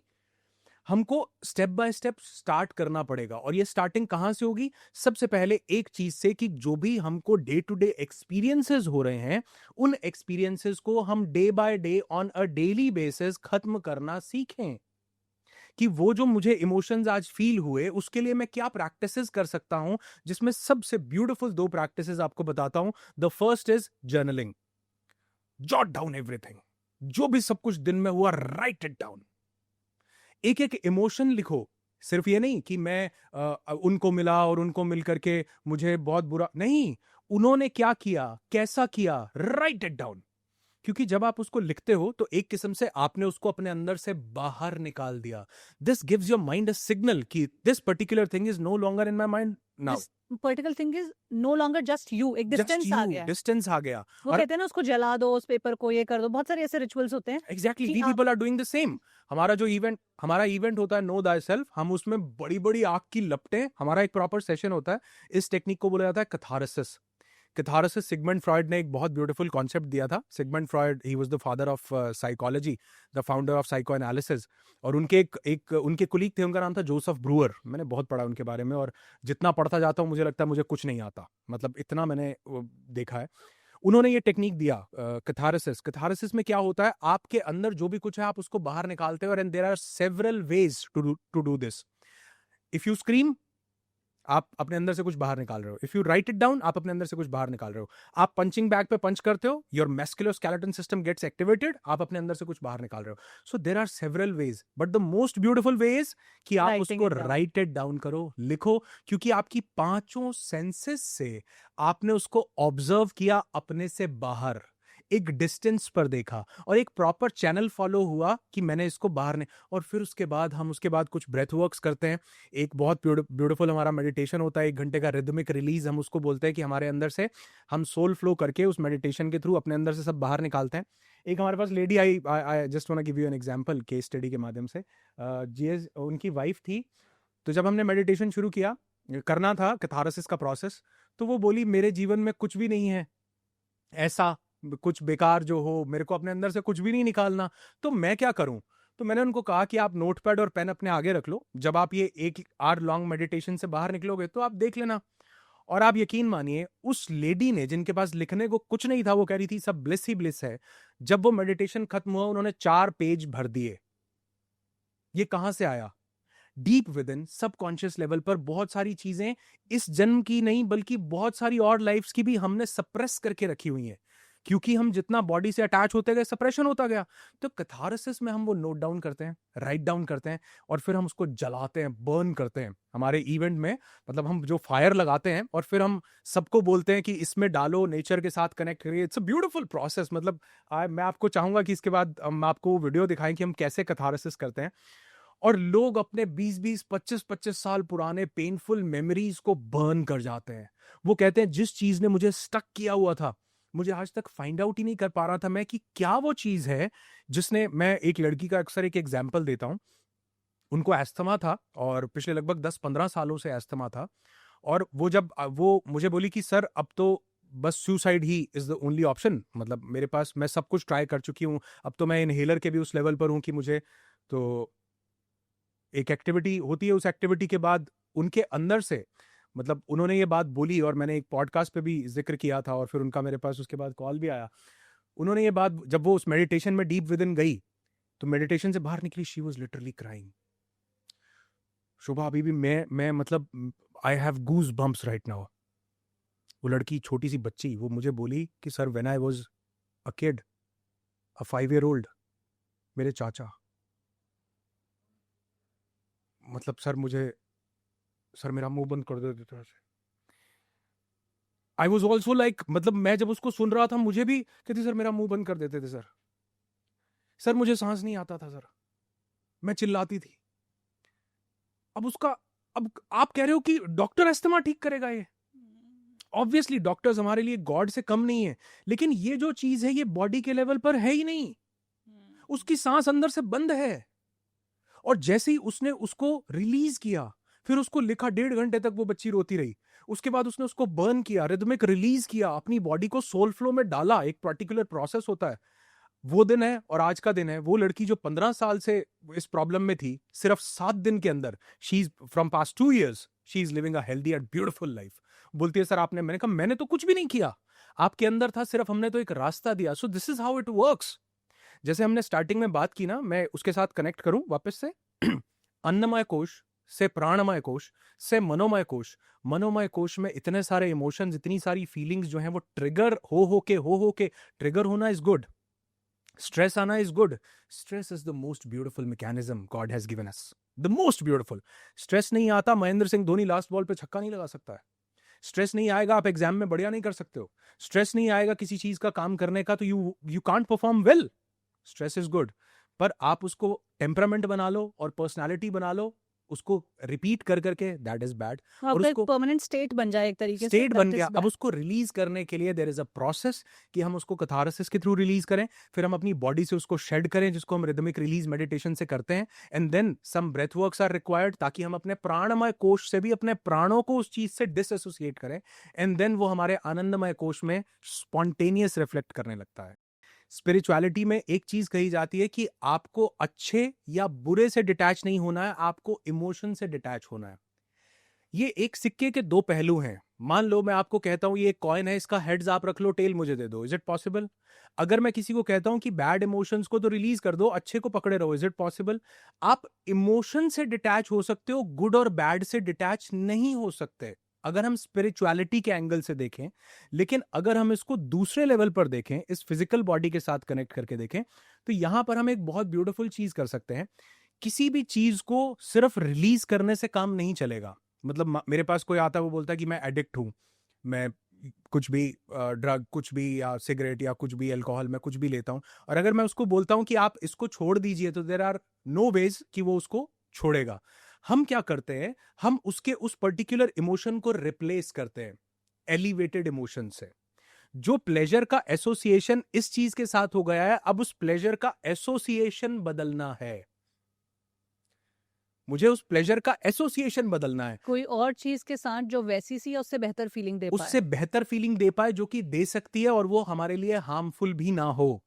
तो हम क्या करते हैं, बेसिकली हम एक व्यक्ति को वो जो इमोशंस उसके पास हुए, क्योंकि ये जितनी बात मैं कर रहा हूं ना, इसको फील करने के लिए हमको उस मेडिटेटिव स्टेट में जाना पड़ता है। जो ये सुन के सिर्फ समझेगा, उसको लगेगा ये बिल्कुल एक फिलॉसफी है, ये बोलना बहुत आसान है। लेकिन जब हम उस मेडिटेटिव स्टेट में जाते हैं, हमारा एक डिस्टेंस क्रिएट होता है, तो मुझे वो इमोशन क्लियरली दिखने लगता है, मुझे उसके पेन पॉइंट्स दिखने लगते हैं, और मुझे उससे क्या चैलेंज आया वो भी दिखने लगता है, और मुझे उससे क्या लर्निंग मिल रही थी ये भी दिखने लगता है। तो जब हम उस मेडिटेटिव एक्सपीरियंस से बाहर आते हैं उस लर्निंग को लेकर के, और उसके बाद उसको हम रिप्लेस करते हैं कुछ ब्यूटीफुल इमोशन से। आपके इंटरनल लेवल पर हमारा ब्रेन अलग अलग ब्रेन वेव्स में ऑपरेट करता है। मैं जितनी बात बोल रहा हूं, ये जो भी इस बात को सुन रहा है, वो इसको बेटा अल्फा वेव में सुन रहा है। अल्फा से मतलब अल्फा के भी चांसेस बहुत कम है, बहुत कम बेटा है। में ही सुन रहा है। लेकिन अगर मैं ये बात जो बोल रहा हूं, इसको कोई अल्फा या हायर अल्फा से मिड अल्फा, लोअर अल्फा, और उसके बाद थीटा में थीटा सुने, लेवल पे आ जाए। यूं स्पॉन्टेनियस रेमिशन होता है 100%, क्योंकि आपका इंटरनल सेल्फ जो कि वो चीजों को स्टोर किए बैठा था, आपका कॉन्शियस लेवल तो बातें सुन करके सबकॉन्शियस तक पास ही नहीं होने देता, इंपैक्ट ही नहीं क्रिएट करता। तो सुख और दुख एक सिक्के के दो अलग अलग पहलू हैं। अगर हम स्पिरिचुअल एंगल से देखें तो हमें दोनों से डिटैच होना है, और अगर हम इस मटेरियल एंगल से देखें तो इसके लिए हमको डिटैच होने से पहले उसके मीनिंग को चेंज करना है, कि वो इवेंट, प्रोसेस करना है। उस इवेंट का मीनिंग क्या था। जैसे किसी ने बोला ब्रेकअप हो गया, इसका मीनिंग आप क्या ले रहे हो? कोई मुझसे मिलता है तो मैं पूछता हूँ हाउस लाइफ गोइंग ऑन। एक तो डिस्टेंस है जो वक्त के साथ साथ आएगा, जो आपको कहते हैं टाइम हील्स, वक्त बलवान है और विधि है और नेचर है और वॉटेवर है। और दूसरा है कि आप वो समझ पैदा करके, जो हम ये कॉन्वर्जेशन कर रहे हैं वो प्रैक्टिसेस करके, उनमें प्रैक्टिस। जिसमें हमने मेडिटेशन की बात की, जिसमें हमने कैथारसिस की बात की, हीलिंग की बात की, इनको समझ के कुछ कुछ काम करना शुरू करें, तो शायद जिस ग्रीफ के पीरियड में आप 5 साल बिता देते हैं जिस एक्सपीरियंस के साथ जुड़े हुए, शायद वो आप 2 साल में, 1 साल में, एक दिन में खत्म खत्म कर कर पर। सकते हैं। तो डेफिनेटली। ये यहाँ से मैं टेक अवे ऑडियंस के लिए समराइज करने की कोशिश कर रही हूँ कि ये जो जितनी हम बात करें, इसका प्रैक्टिकल एप्लीकेशन उनकी जिंदगी में क्या है। प्रोसेस ऑफ ट्रांसफॉर्मेशन, ये ओवरवेलमिंग ना लगे कि यार ये तो बहुत सारी चीजें करनी पड़ेंगी, ट्रांसफॉर्मेशन मतलब फिजिकली भी करना पड़ेगा। और जितने लोगों ने फिजिकली ट्रांसफॉर्म किया उनको पता है कि जब फिजिकल ट्रांसफॉर्मेशन करते हैं तो पूरे दिन से लेकर रात तक हर एक चीज में उसका रिफ्लेक्शन होता है कि आप कब उठेंगे, कब सोएंगे, क्या एक्सरसाइज करेंगे, क्या खाना खाएंगे, किन से मिलेंगे, कहाँ नहीं जाएंगे, लेट में क्या नहीं करेंगे, मतलब your life revolves around just that. और हम यहाँ होलिस्टिक वेलनेस और होलिस्टिक ट्रांसफॉर्मेशन की बात कर रहे हैं, जहाँ पर मेंटल, इमोशनल, हर तरह की ट्रांसफॉर्मेशन है। तो थोड़ा सिंप्लीफाई कीजिए इसको। देखिए, सबसे पहले तो जो ट्रांसफॉर्मेशन है, इसकी शुरुआत ही यहाँ से होती है, जिसको हम लोग कहते हैं well begun is half done. जब आप सबसे पहला तो आप डिसीजन लेते हैं, सिर्फ सुनने का नहीं बल्कि प्रैक्टिस करने का, आप उन चीज़ों को अपनी ज़िंदगी में उतारने का डिसीजन लेते हैं, सबसे पहला ट्रांसफॉर्मेशन यहाँ से शुरू होता है। ये सबसे बड़ा जायंट लीप है। मतलब लोग इसी लेवल पर रह जाते हैं, सुनने के लेवल पर, उसको अपनी ज़िंदगी में उतारने की कोशिश बिल्कुल भी नहीं करते हैं। तो ट्रांसफॉर्मेशन शुरू होती है जब आप ये इनिशियल स्टेप लेते हो कि मुझे अब ये प्रैक्टिसेस करनी है, मुझे अच्छा, इनको किसको ये प्रैक्टिसेस करनी है, किसको ट्रांसफॉर्मेशन की जरूरत हर है? एक को ट्रांसफॉर्मेशन की अगर ज़रूरत मेरी है। लाइफ में सब हंकी डोरी चल रहा है, मेरे पास वैसा पार्टनर भी है जैसा चाहिए, मेरे फाइनेंसेस भी सॉर्टेड हैं, मेरी नौकरी भी बढ़िया है, तो फिर मुझे क्यों करना है ट्रांसफॉर्म? जब आज मेरे पास कोई भी ऐसी सिचुएशन आई जो अनवांटेड सिचुएशन है, जिसको मैं नहीं चाहता था कि मेरी जिंदगी में आए, ये शायद उसी फेज के बाद आई होगी जब सब कुछ बहुत बढ़िया चल रहा था। अगर मैंने उस बढ़िया फेज में ट्रांजिशन अपना कर लिया होता, ट्रांसफॉर्मेशन किया होता, तो शायद ये सिचुएशन जो मुझे, जैसे मैंने आपको एक एग्जांपल दिया कि अचानक से पानी बहुत ज्यादा आ गया, अब मुझे तैरना नहीं आता है, मैं क्या नहीं, करूं? लेकिन अनुराग यहाँ पे ना इग्नोरेंट या इग्नोरेंस इज अ ब्लिस का जो कॉन्सेप्ट है वो भी लोग बहुत यूज करते हैं। मतलब मैंने देखा जो लोग स्पेशली वेल ऑफ हैं, जिनके पास पैसे भी हैं, कहने के लिए रिलेशनशिप्स भी हैं और काम भी ठीक चल रहा है, धंधा भी बढ़िया चल रहा है, वो लोगों को अगर कुछ बहुत ट्रैजिक एक्सपीरियंस या नेगेटिव एक्सपीरियंस आता भी है तो इग्नोर करके चले जाते हैं। मतलब अगर कोई लाइफ में लर्निंग सिखाने के लिए कुछ आया भी, कोई ऐसा मानिए ब्रेकअप हो गया या कुछ फ्रेंड के साथ हो गया या फादर के साथ स्प्लिट हो गया या बिजनेस में कुछ स्प्लिट हो गया, लाइक मूव ऑन करो, क्योंकि हमारे पास देखो एक फाइनेंशियल जो फ्रीडम है वो भी एक बहुत बड़ा एस्पेक्ट है लोगों का ट्रांसफॉर्मेशन को ना देख पाने का। तो तो ऐसे लोगों के लिए या जो लोग समझते हैं कि ट्रांसफॉर्मेशन सिर्फ उन्हीं लोगों के लिए है जो बड़ा लाइफ में डिप्रेस्ड और लॉस्ट और डिजेक्टेड और सप्रेस्ड फील कर रहे हैं, तो what you want to say about that? थोड़े क्लियर साइंस बताइए that indicate that one needs to transform. Very beautiful. अब देखिए, सबसे पहले तो हम इस चीज़ पर आते हैं कि वो लोग जिनको लगता है कि everything is going very well, सब कुछ बहुत ठीक है, फाइनेंशियली भी अबंडेंट है और हर चीज़ बहुत बढ़िया है। हर एक चीज़ हमारी लाइफ में जो भी हमें मिल रही है वो सिर्फ फाइनेंशियल एस्पेक्ट से नहीं मिल रही है। और लाइफ कभी भी पूरी जिंदगी एक जैसी नहीं रहती। जिंदगी हमेशा अप एंड डाउन लेती रहती है। मतलब जो कई बार ऐसा होता है कि मैं एक एग्जांपल भी एक दिन दे रहा था कि दो भाई थे, दोनों को बराबर बराबर उनके पापा ने सारी प्रॉपर्टीज दी, सारा पैसा दिया। आज एक भाई हिंदुस्तान का सबसे अमीर आदमी है और दूसरा बैंकरप्सी फाइल कर चुका है। तो अगर एक इंसान के साथ इस लेवल पर पहुंचने, हम तो उस लेवल पर नहीं है भैया, तो अगर कोई 36,000 करोड़ होने के बावजूद आज एक बहुत बड़े डेट में हो सकता है, तो लाइफ कभी भी शिफ्ट हो सकती है। और आप एक चीज बड़े ध्यान से देखो कि वो लोग, शायद आपको ध्यान हो तो मेरे लिए एक बहुत दिल दहला देने वाली ये पिक्चर्स थी जो अफगानिस्तान से आ रही थी, जब वो लोग प्लेन्स के ऊपर लटक लटक कर जा रहे थे। कब किसके साथ क्या सिचुएशन क्रिएट होती है हमको उसका बिल्कुल भी नहीं पता। और वही बात दोबारा से रिपीट करूंगा कि दुख में सुमिरन सब करे, सुख में करे ना कोई। जो सुख में सुमिरन करे तो दुख काहे को होए। तो जब सब कुछ बढ़िया चल रहा है, this is the right time, this is the best time. This is the best time कि आपको सबसे ज्यादा जरूरत है इस टाइम ट्रांजिशन की और ट्रांसफॉर्मेशन की। और आपके अंदर वो एनर्जी है जो उसको फैसिलिटेट भी कर पाएगी। फैसिलिटेट भी कर पाएगी। आपके पास वो पोटेंशियल है, आपके पास टाइम है, आपके पास मनी है, you have every resource available तो आप जस्ट क्यों नेक्स्ट टू नहीं यू। कर रहे हो? तो आप क्यों नहीं कर रहे हो? क्योंकि, और ये सिर्फ, क्योंकि ये जो जिंदगी है ना, ये सिर्फ ये वाली लाइफ नहीं है। इसके पहले भी बहुत सारी लाइफ थी, इसके बाद भी बहुत सारी लाइफ्स होंगी। तो हम इसको जैसे आप तो वीडियो बनाते हो, तो आपने वीडियोस को ना उस पे देखा होगा, जो एडिटिंग सॉफ्टवेयर होता है, देखा आपने उस पे हाँ, एडिटिंग देखा सॉफ्टवेयर है। पे, तो उस पे एक जगह होती है जिसको हम लोग बोलते हैं टाइमलाइन। उस टाइमलाइन पर हम एक पूरा वीडियो डाल देते हैं। अगर हम उसको स्ट्रेच करते हैं तो हमको फ्रेम पर सिर्फ 1 मिनट का ही वीडियो दिख रहा होता है। करेक्ट। लेकिन अगर हम उसको थोड़ा सा श्रिंक करें तो पता लगता है, अरे यार ये वीडियो तो इतने से पार्ट में खत्म हो गया। 13.8 बिलियन ईयर्स की जर्नी जिसको हम जानते भी नहीं है, जिसके लिए हो सकता है ये जो हमको हेल्दी वेल्दी रिलेशनशिप सब कुछ अबंडेंट है, शायद हमको ये एनवायरनमेंट दिया गया हो कि now this is the right time, you have everything and now let's do it. आपको ये करना है। तो मुझे ऐसे लगता है वो जो ट्रांसफॉर्मेशन का फेज है ना, वो सुख में सबसे ज्यादा आसान है, दुख वाले के लिए तो वो मुश्किल है। उसके लिए तो वो एकदम से सिर पे पड़ा उसको है। हर तरह की एनर्जी लानी पड़ेगी, उसके पास फिजिकल एनर्जी भी नहीं है अभी, क्योंकि दुख ने इतनी आपकी एनर्जी सक सक कर कर ली ली है, होती है। इमोशंस को सप्रेस किया हुआ है। करेक्ट। आप अगर सब कुछ बढ़िया फील कर रहे हो, सो मतलब what I feel this is the right time. इसीलिए बहुत से लोग, ये एग्जाम्पल अलग है, लेकिन बहुत से लोग जो लाइफ में थोड़ा सा भी ग्रो कर जाते हैं ना, उसके बाद वो बहुत ज्यादा रेस्टिंग मोड में चले जाते हैं। और ये एक बहुत बड़ा रीजन बन जाता है कि वो आगे चल के जिन हाइट्स को टच कर सकते थे उनको टच नहीं करते। शाहरुख खान का एक बहुत अमेजिंग डायलॉग है, उसने बोला, वो कहता है कि जब स्ट्रगल होता है तो सब लोग मेहनत करते हैं। किसी ने शाहरुख खान से पूछा कि आप इतना ज्यादा काम करते हो और बाकी लोगों में क्या डिफरेंस है? वो कहता है, जब स्ट्रगल में होते हैं सब लोग मेहनत करते हैं, लेकिन सक्सेसफुल होने के बाद जो मेहनत शाहरुख खान करता है वो कोई नहीं कर सकता।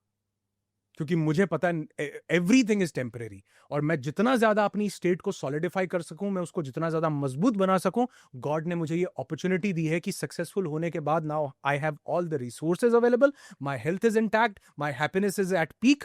तो अब मैं जो कर सकता हूं वो शायद वो इंसान नहीं कर सकता। So this is the right time कि आप इसमें वो ट्रांजिशन, वो शिफ्ट लेके आ सकते हो। और नोबडी इज परफेक्ट। तो बेसिकली ट्रांसफॉर्मेशन जो है वो सबके लिए है। स्पेशली वो लोग जो लोग अभी अच्छी स्टेट में हैं, उनके लिए ईजी है। उनके लिए और ज़्यादा आसान है और शायद ज़रूरी भी है, क्योंकि लाइफ का जो साइकिल है वो अच्छी स्टेट के बाद थोड़े बुरी स्टेट, फिर और अच्छी स्टेट, वो सब साइकिल भी चलती रहती और है। वो तो ये साइकिल सिर्फ ये एक लाइफ नहीं है, सिर्फ ये एक लाइफ नहीं है। अभी तो आज धीरे-धीरे जो जब हम जैसे-जैसे क्वांटम की तरफ बढ़ रहे हैं, क्वांटा को हम एक्सप्लोर कर रहे हैं, तब हम ये जान रहे हैं कि ये पास्ट लाइफ्स हैं। मैं ये नहीं कह रहा हूँ हमारे योगियों को मानो या हमारे यहाँ पर जो पूर्व जन्म का कॉन्सेप्ट है उसको मानो, नहीं। मैं कह रहा हूँ आज साइंस भी इस बात को प्रूव कर रही है। कितने रीबर्थ्स ऐसे हुए हैं जिनको मैं खुद उसमें से एक बहुत बड़ा एग्जाम्पल हूँ कि मुझे अपना पास्ट लाइफ जो है 1 साल की उम्र में मुझे याद था। तो ऐसे बहुत से एग्जाम्पल्स हैं, तो this is not the only life. लेकिन इस लाइफ में अगर आपको सब कुछ हेल्दी वेल्दी यांकी बैंकी मिला है, तो this is the right time कि आप इवॉल्व करो, ताकि जब भी कोई टफ फेज आए उसमें आपके पास वो एजिलिटी हो, वो मेंटल टफनेस हो कि आप किसी भी सिचुएशन से ओवरकम कर सको। अनुराग, आप इमोशनल नंबिंग को कैसे देखते हो? देखिए, अभी हम सेम यही बात करेंगे कि जब हम किसी भी इमोशनल स्टेट में होते हैं, उस इमोशन का उस टाइम पर आना एक नॉर्मल सी बात है, वो आएगा। लेकिन अगर हम उस स्टेट को टेम्परामेंट और पर्सनालिटी बना लेते हैं, तो हम उस नंबिंग की स्टेट में जाते हैं।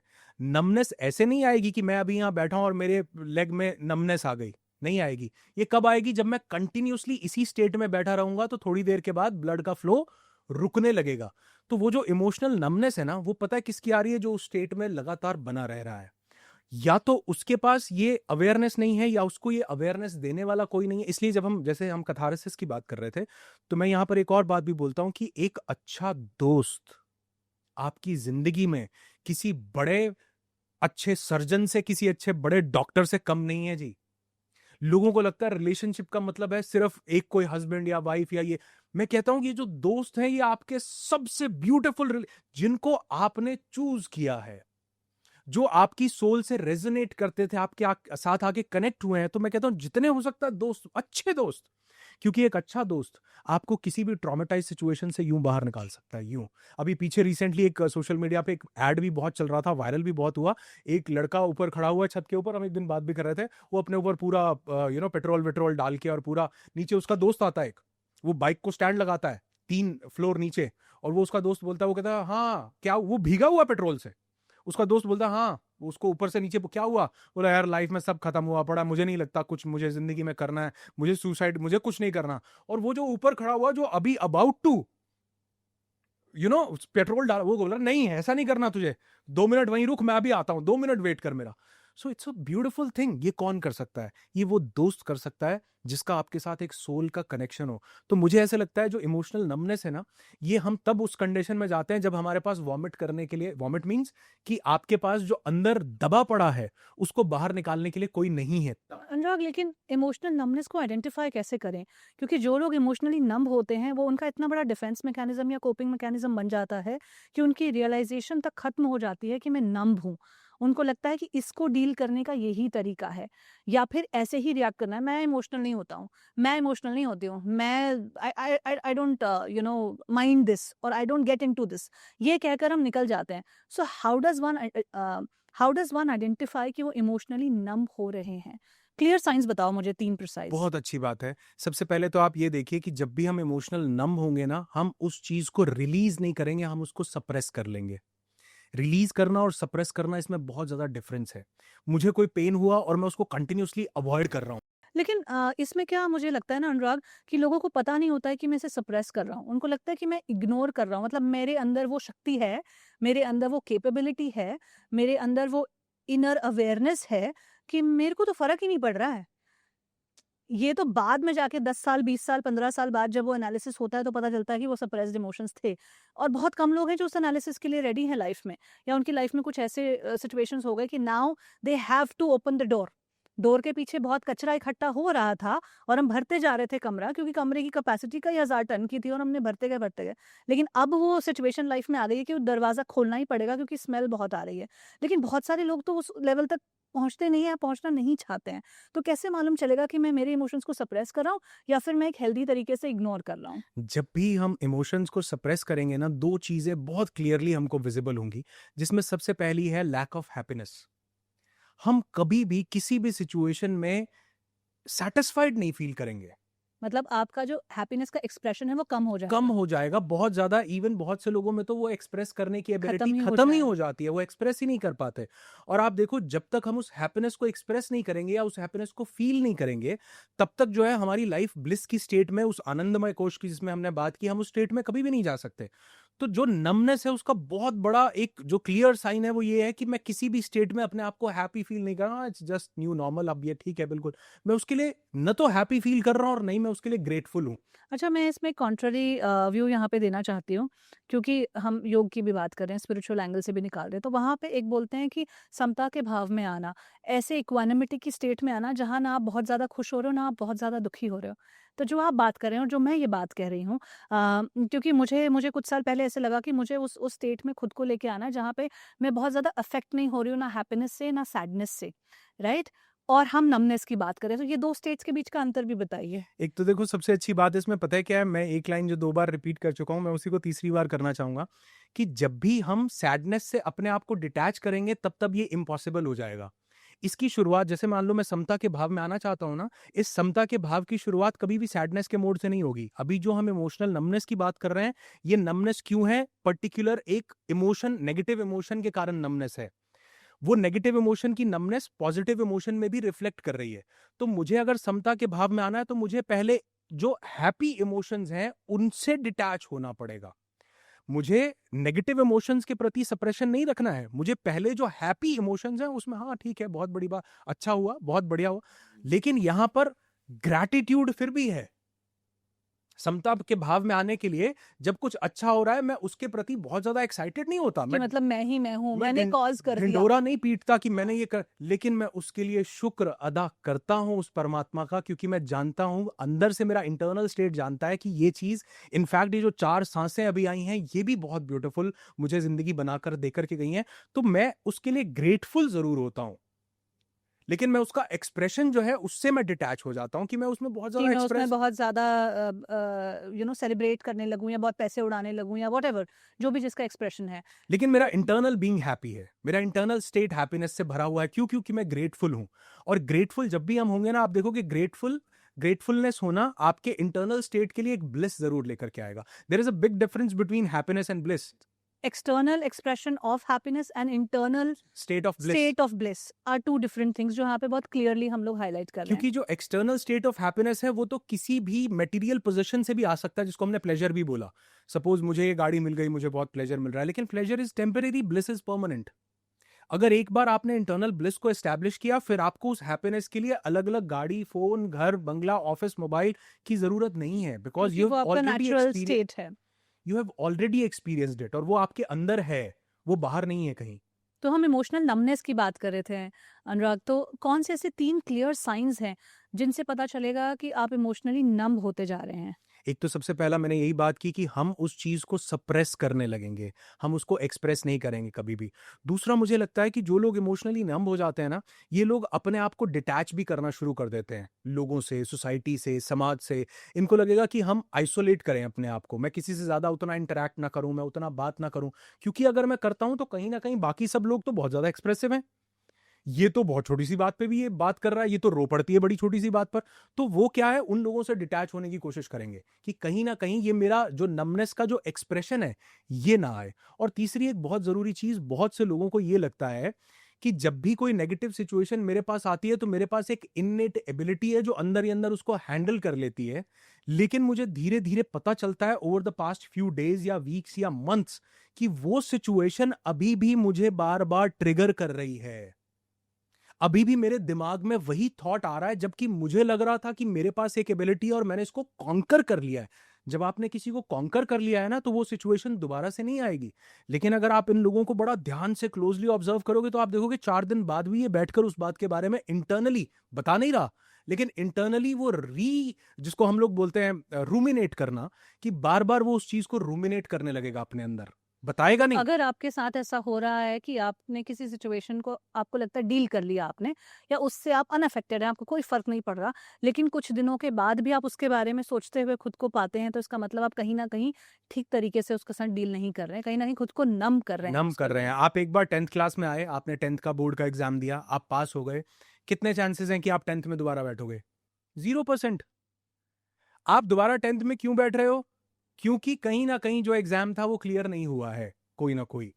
अगर वो चीज दोबारा से मेरे माइंड में फिर से आ रही है और मैं उसको रूमिनेट कर रहा हूं और मैं फिर से उसी इमोशनल एक्सपीरियंस को, उसी फीलिंग को जो मेरी बॉडी को उस टाइम पर आई थी, अगर मैं उसको दोबारा से एक्सपीरियंस करता हूं, तो इट क्लियरली मीन्स कि मैंने उन इमोशंस को सप्रेस कर दिया था, वेंट आउट नहीं किया था और उनको लेट गो भी नहीं किया था। तो मुझे लगता है कि अगर इस पर थोड़ा सा एक व्यक्ति ध्यान दे और वो थोड़ा सा इनवर्ड जर्नी को शुरू करे, तो वो इसको क्लियरली आइडेंटिफाई करके उसको वेंट आउट इरेडिकेट कर कैसे करना है, उसको इरेडिकेट कैसे करना है, तो नेक्स्ट स्टेप है। पहला स्टेप तो ये बेसिक अवेयरनेस है आइडेंटिफाई करना है। कि मैं ये आइडेंटिफाई तो करूं कि मैं इमोशनली नंब हूं। हम्म। क्योंकि बहुत सारे मैं आजकल देखती हूँ यंगस्टर्स में, क्योंकि आजकल मेरे पास भी जो क्लाइंट्स आते हैं, बहुत सारे लोगों के आजकल 4-5 ब्रेकअप्स होना आम है। अगर आप 30 की उम्र तक आ रहे हैं तो आपके 4-5 breakups, which is I don't know how to put it in a way कि जो थोड़ा सा ऑफेंसिव ना लगे, बट ऐसा होता है कि 4-5-6 ब्रेकअप्स लोगों के हो जाते हैं।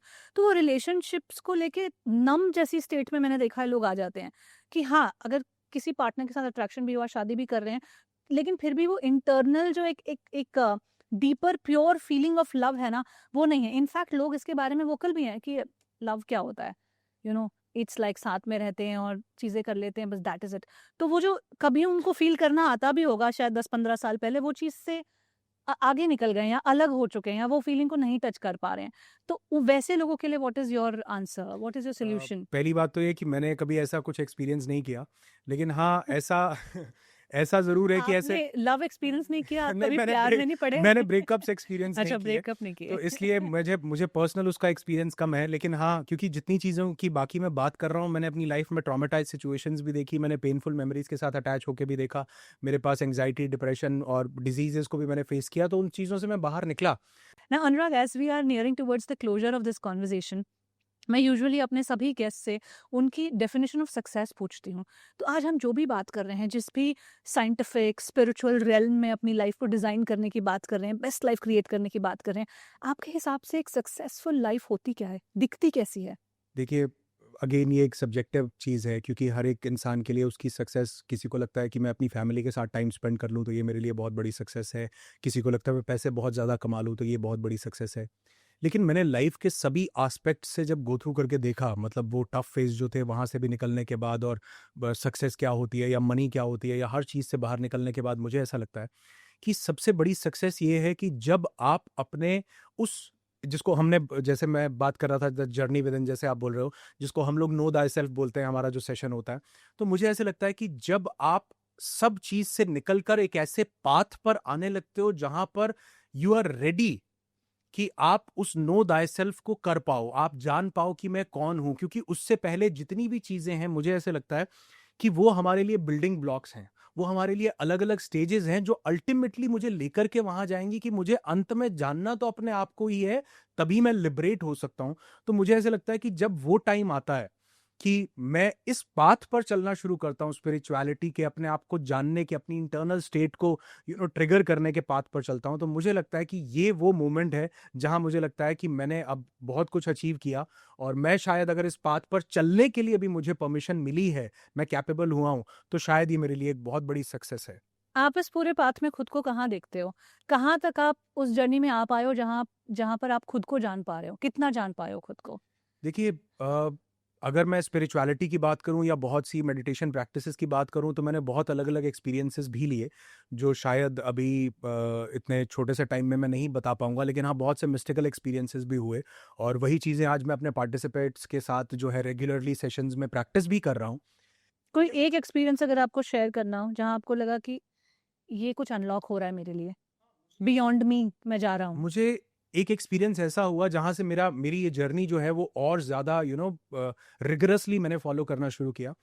मैं जहाँ पर हमारा मैं बता रहा हूँ, जहाँ पर हमारा रिट्रीट होता है, no thy self retreat Mussoorie में, मैं उसी जगह पर था और वहाँ पर मैं अक्सर मेडिटेशंस के लिए या अपना सॉलिट्यूड के लिए या अपना टाइम स्पेंड करने के लिए जाता था। तो एक दिन ऐसा हुआ कि मैं वहाँ पर सुबह मेडिटेट करने के लिए बैठा हूँ, सुबह का टाइम है, और जैसे धूप वहाँ पर आती है तो सन बेदिंग हुई, उसके बाद मैं मेडिटेशन के लिए बैठा था, और यूजुअली मैं रोज़ उस टाइम पर वहाँ मेडिटेट करने के लिए बैठता था, और 30 से 45 मिनट्स का, 1 घंटे तक का भी मेडिटेशन मेरा रहता था कि मैं उसको करता था। तो जब मैंने उस प्रोसेस को शुरू किया तो मेरा मेडिटेशन ओवर होता था, उसके बाद मैं रेस्टोरेंट, वहीं रिजॉर्ट में ही मैं खाना खाने के लिए चला जाता था। तो मैं बैठा हूँ और बैठने के बाद मुझे जिंदगी में पहली बार ऐसा लगा कि यार मेरी ना 5 मिनट के बाद आँख खुल गई है। कि मैं ज़्यादा देर पता नहीं क्या हुआ कि मैं ज़्यादा देर कर नहीं पाया, लेकिन 5 मिनट मुझे ऐसा लग रहा था कि मैं मतलब I was in total bliss. I was nowhere. मैं कहीं था ही नहीं और वो एक बहुत पावरफुल डिवाइन फीलिंग जो मुझे लगा 5 मिनट में इतनी ब्यूटीफुल फीलिंग, मतलब आई वाज़ स्टन्ड। और मैं रूम के अंदर बैठा हुआ था। तो जैसे ही मुझे लगा कि चलो बाहर निकलते हैं, मैं मेडिटेशन के बाद एक वॉक के लिए निकलता हूँ और फिर खाना खाने के, तो जैसे ही मैं मैंने डोर ओपन किया, बाहर अंधेरा था। आई वाज़ लाइक, मतलब मुझे अभी भी मुझे समझ में नहीं आया उस टाइम पे। मैंने कहा यार 8 घंटे हो गए मुझे बैठे हुए, स्ट्रेट 8 आवर्स, और मुझे लग रहा है कि मैं 5 मिनट बैठा हूं और मुझे ये पता ही नहीं कि मैं कहां पे हूं। I was nowhere, there was no time, there was no space. और वो जो पहला ऐसा एक्सपीरियंस, और फिर जब वो मुझे एक्सपीरियंस हुआ, I was in total bliss. और फिर अपन को लगा कि भगवान तो अपन ही चाहिए कि क्या एक्सपीरियंस हो गया। अगले दिन मैं फिर बैठा, मैं कहा आज तो अपन 10 घंटे ऐसे ही बैठेंगे। वो दिन था और अगले 6 महीने थे मैं दोबारा मेडिटेट नहीं कर पाया। वाओ! क्योंकि मैं ये एक्सपेक्ट करने लगा था कि मैंने तो बहुत कुछ जान लिया। मैं तो एक ऐसे रेल्म में चला गया था, एक ऐसी स्टेट में चला गया था। I was out of body, out of space, out of time. तो जब वो फीलिंग मेरे पास आ गई ना, दैट ईगो, दैट ईगो, कि मैं ये जानता हूं और मैं ये कर कर चुका हूं, सकता हूँ और मैं दोबारा भी कर मैं आज लूँगा। फिर करूं। 6 महीने फिर मुझे ये, जिस दिन ये मुझे समझ में आया कि मुझे इससे डिटैच होना है, कि मुझे ये एक्सपीरियंस हुआ था और नेक्स्ट टाइम मुझे ये एक्सपेक्ट नहीं करना कि मैं मेडिटेशन इसलिए कर रहा हूं कि मुझे वो मिस्टिकल एक्सपीरियंस हो। उसके बाद दैट थिंग अगेन हैपेंड।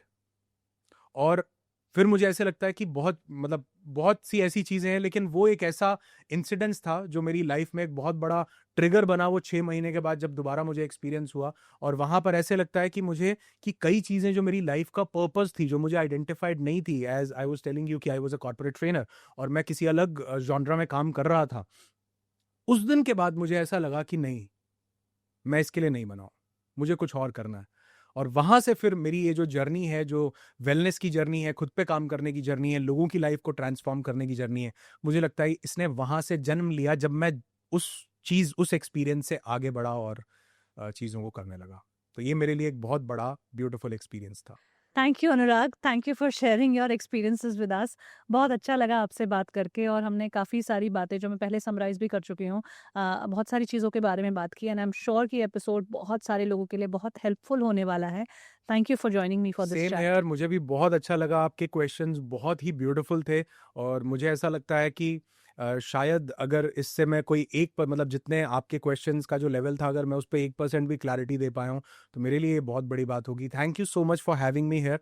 और जितना आपको अच्छा लगा उससे ज़्यादा मुझे अच्छा लगा है कि हम कुछ मीनिंगफुल, कुछ ब्यूटीफुल, कुछ अच्छा अगर लोगों के लिए दे पाए। और मुझे ऐसा लगता है कि अगर मान लो 1 लाख लोग भी किसी एक चीज़ को देखते हैं और उसमें से कोई एक इंसान भी उसको अपनी ज़िंदगी में उतार लेता है, तो ये बहुत बड़ी बात है कि किसी एक इंसान की लाइफ में आप वो चीज़ लेकर के आ पाए और आप इसका ज़रिया बने। तो thank you so much for having me here. Thank you Anurag, thank you. Very very kind of pleasure is you. All mine. Thank you. And to our viewers, आप अब तक इस एपिसोड में बने हुए हैं तो इसका मतलब आपने बहुत कुछ सीखा, बहुत कुछ जाना। कौन सी बातें सबसे अच्छी लगी उन्हें कमेंट सेक्शन में लिखकर ज़रूर बताइए। अगर आपके कोई क्वेश्चंस अनआंसर्ड रह गए हैं या कुछ और जानना चाहते हैं वो भी लिखकर बताइए। एंड ओवरऑल इस एपिसोड को अपने दोस्तों के साथ शेयर कीजिए, फैमिली के साथ शेयर कीजिए, लाइक कमेंट कीजिए, चैनल को सब्सक्राइब कीजिए, क्योंकि आपके सपोर्ट से ही यूट्यूब एल्गोरिदम्स हमारे इस एपिसोड को और लोगों तक भी पहुंचाएगा। सो आपके सपोर्ट की बहुत ज़रूरत है। जितने ज़्यादा लोग हमारे चैनल को सब्सक्राइब करते हैं उतने ही ज़्यादा हम और बड़े गेस्ट को भी बुला सकते हैं और एक्सपीरियंस लोगों को भी आपके पास तक ला सकते हैं। So help us to reach to a wider audience by liking, commenting, sharing and subscribing. Thank you for watching this episode of the Journey Within podcast. I'll see you in the next one. Namaste.